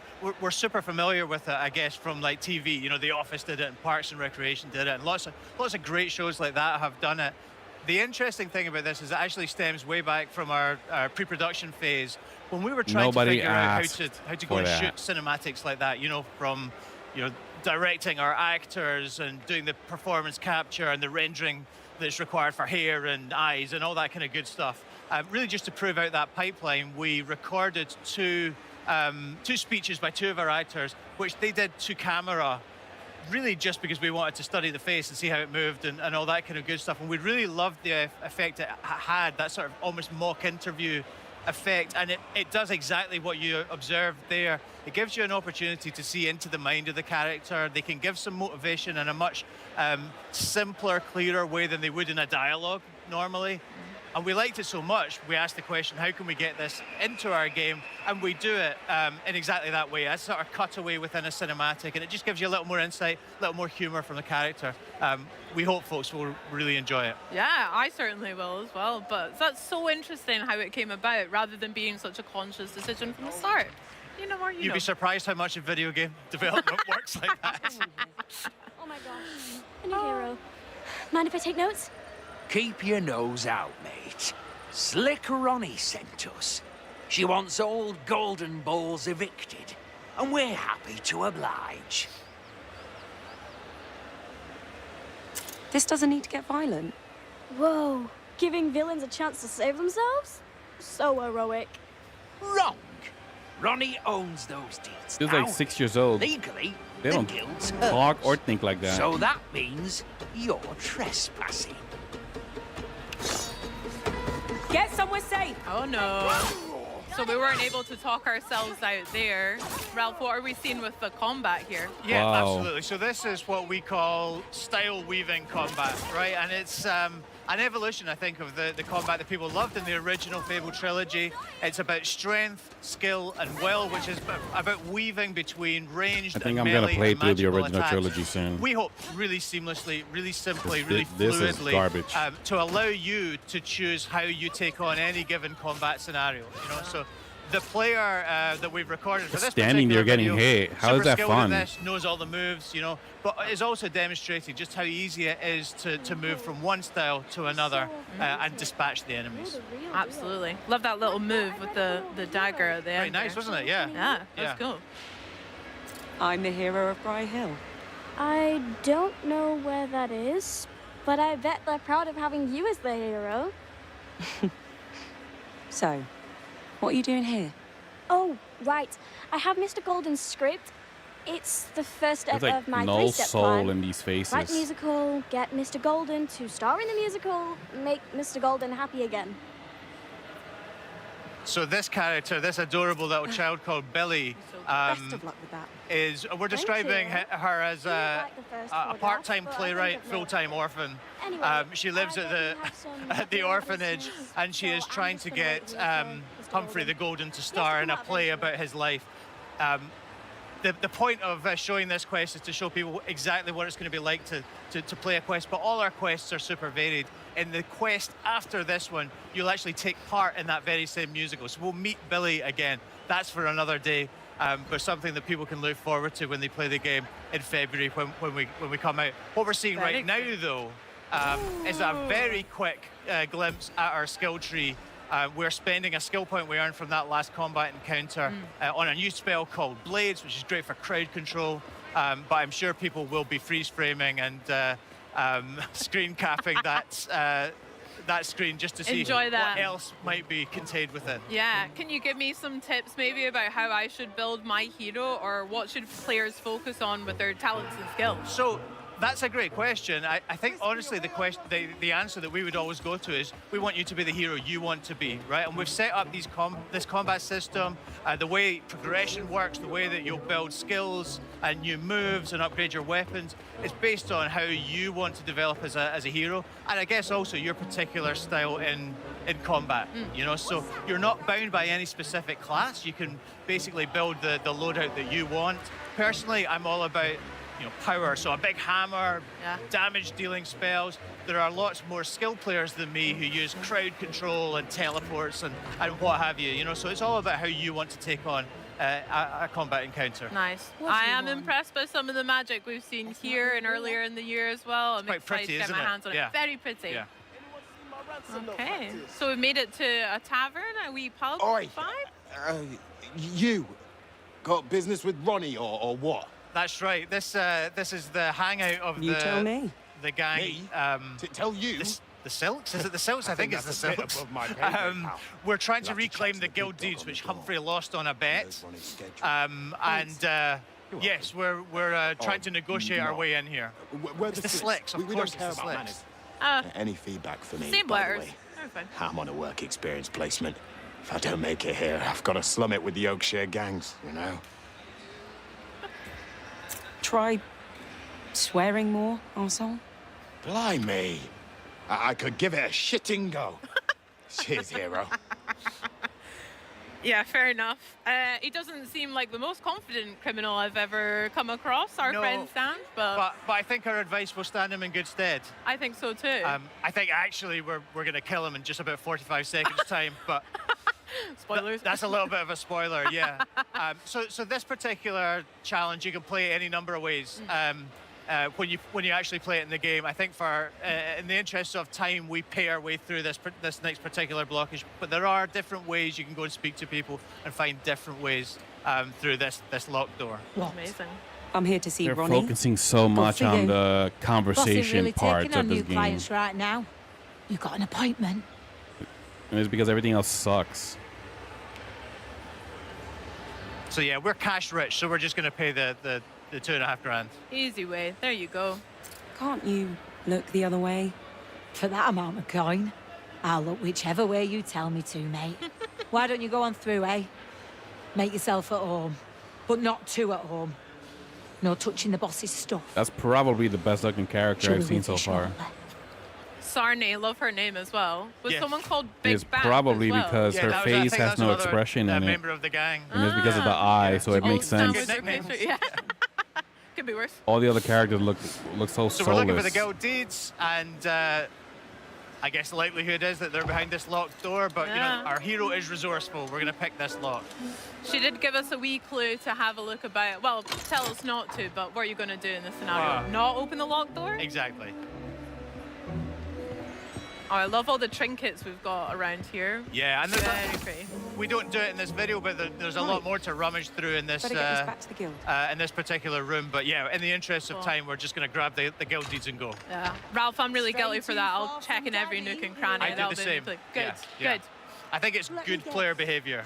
Me too. Yes. Thank you. Vindication. I like that. Had a few too many pints, actually. You smug git. That's quite funny. I tell you what, though, it takes stones robbing from me in my own poorhouse. Humphrey used to be like that, back in the day, before he shit the bed and fell apart.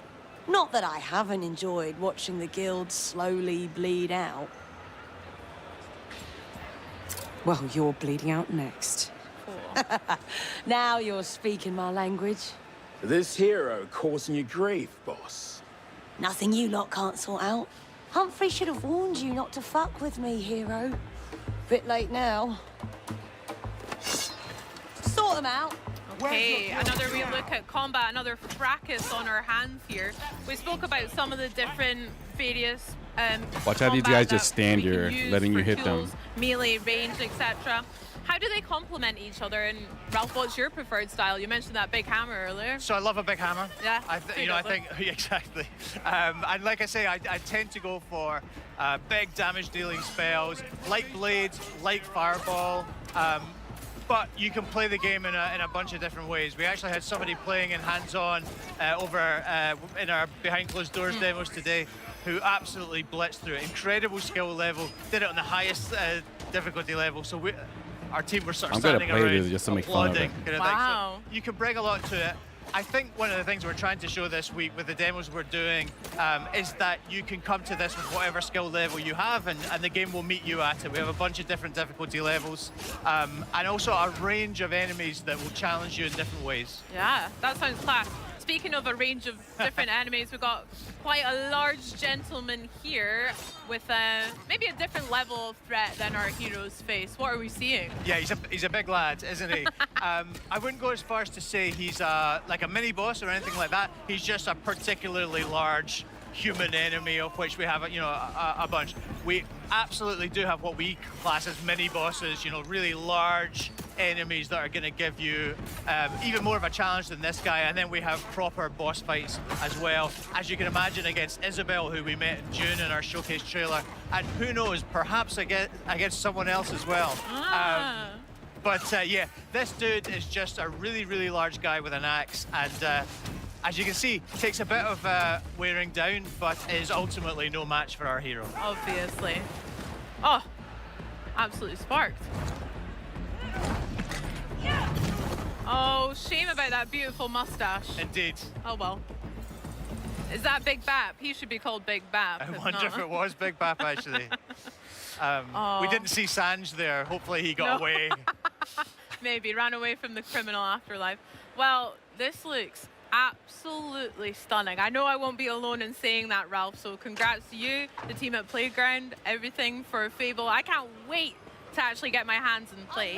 But if there's anything you'd like to share with the folks at home, what are you hoping that they take away from this? Well, look, I mean, people have been saying to us for ages when we put out a bunch of trailers for this game over the years. People have been saying to us, show us the gameplay, show us the gameplay. That's exactly what we've been doing this year. In June, we showed 30 minutes of our life simulations. Here, we're showing what it's really like to play a game and a quest. I will say this: that place is huge. A genuine quest from our game. That city looks huge, and it combines all those things, right? There's conversations, there's choices, there's moral dilemmas. How much of it? There's freedom. Will you be able to? There's combat. There's humor. Explore? There's cinematics. There's people from that remains to be seen. So it's kind of got everything. We're getting a really great reaction from folks in the theater at Gamescom this week. I hope many more will continue queuing for it tomorrow. And yeah, we're just hoping folks at home enjoyed this sneak peek at the game. It could all be just smoke and mirrors. I'll be first in queue tomorrow. Ralph, thank you so much for sharing, and thank you for joining us as well. It comes out in February. I'll definitely be checking it out. We've had such a great first day here at Gamescom. Will I finish it? Probably not, because we've been able to bring you 11 titles coming to Xbox Game Pass. If it makes me cringe, 2 world premieres, and I'm not gonna force the myself to finish games, it. Like Minecraft Dungeons 2, Gears of War E-Day, and of course, I'll grab it by the hair and toss it out like it did Halo. This is merely day 1. Tomorrow, day 2 kicks off with the frenetic survival combat of PUBG's latest venture, DeadNet. Plus, you can look forward to more world premieres I will play something, and exclusive gameplay walkthroughs from the latest titles, making a something fun, something worth my time. I'm not going to waste my time. Though, let's check in with Benny and Charlie. Playing something that's cringe. This is the world of Halo Campaign Evolved, a fitting place to end the day as fans take the fight to the Covenant in this incredible life-sized warthog. Of course, this was just too good not to get a photo op. Right, Charlie? Yeah, very right there, Benny. So keep it right here, and we'll see you all tomorrow. This is Xbox at Gamescom 2026. And Benny, let's go ahead. Get him! We don't even have a driver. Oh man, I'm glad this is over. This was pretty bad. This was so boring. What's tomorrow? Flight Simulator, Dragon's Dogma 2, Call of Duty, Turok, Stranger Than Heaven, Stuntman Planet Zoo. Tomorrow is gonna be way better. Daisy, Asheron. Oh no, that's Archeron. Whatever DED.net is. Tides of Annihilation, I want to see that. Yeah, tomorrow is going to be way better.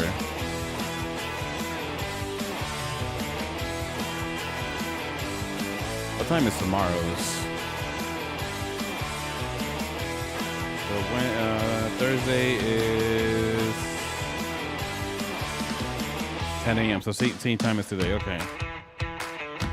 All right. So we will do this. We'll do the thing tomorrow. So 9 a.m. your time, Pat, is when it starts. Yeah, this lineup of games is way better than what we saw today. Nothing I saw today made me go, wow, that was cool. Nothing. Yeah, I'm glad that's over. So I am... Oops, wrong playlist. I don't want to get copyright strike. There you go. So tomorrow, actually, right now I'm gonna go to the gym. Tell you what, Pat, I'll play and finish it just for you.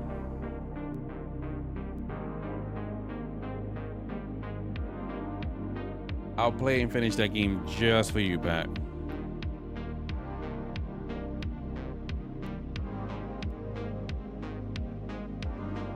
And I pinky promise, from start to finish, we're gonna 100% that game. But if it makes me want to grab my controller and snap it in half, that's on you. That's on you, Pat. That is 100% on you. All right. So I am. Yeah, I'm gonna go to the gym, and then I'll be back, and then we'll play some games. Ooh, before I go, I got a new toy I want to show you. You played Crimson Desert and the controller survived or lived? It did. But I only gave that game 20 hours. And it was bad. I think we all can agree that that game was bad at launch. They released a trailer that I haven't watched yet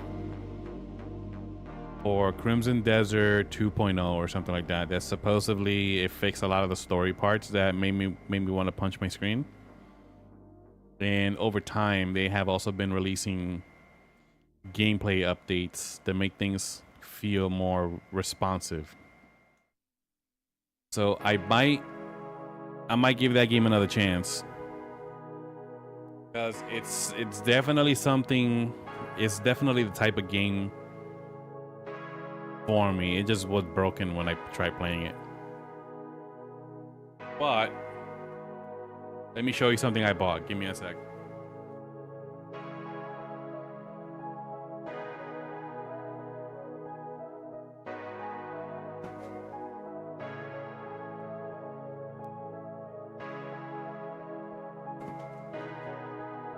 So the other day, I don't know if you were here when I was trying to play the truck simulator, and my steering wheel wasn't quite working. So I took that apart. I gotta put it all back together and try using it again. But I was thinking that maybe we can try a different type of simulator. So I bought a new toy.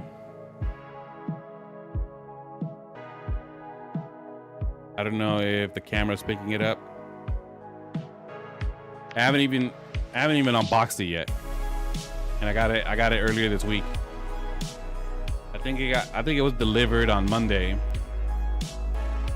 So I bought this so that we can play the flight simulator.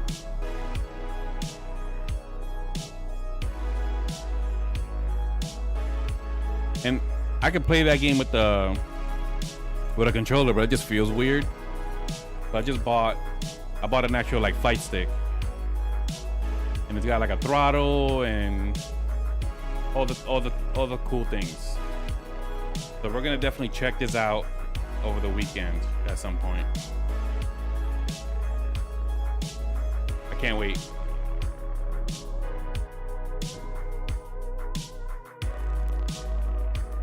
And it'll just fit like right in front of me, so I don't have to do anything crazy. I don't have to run cables under my desk or anything like that with like the steering wheel.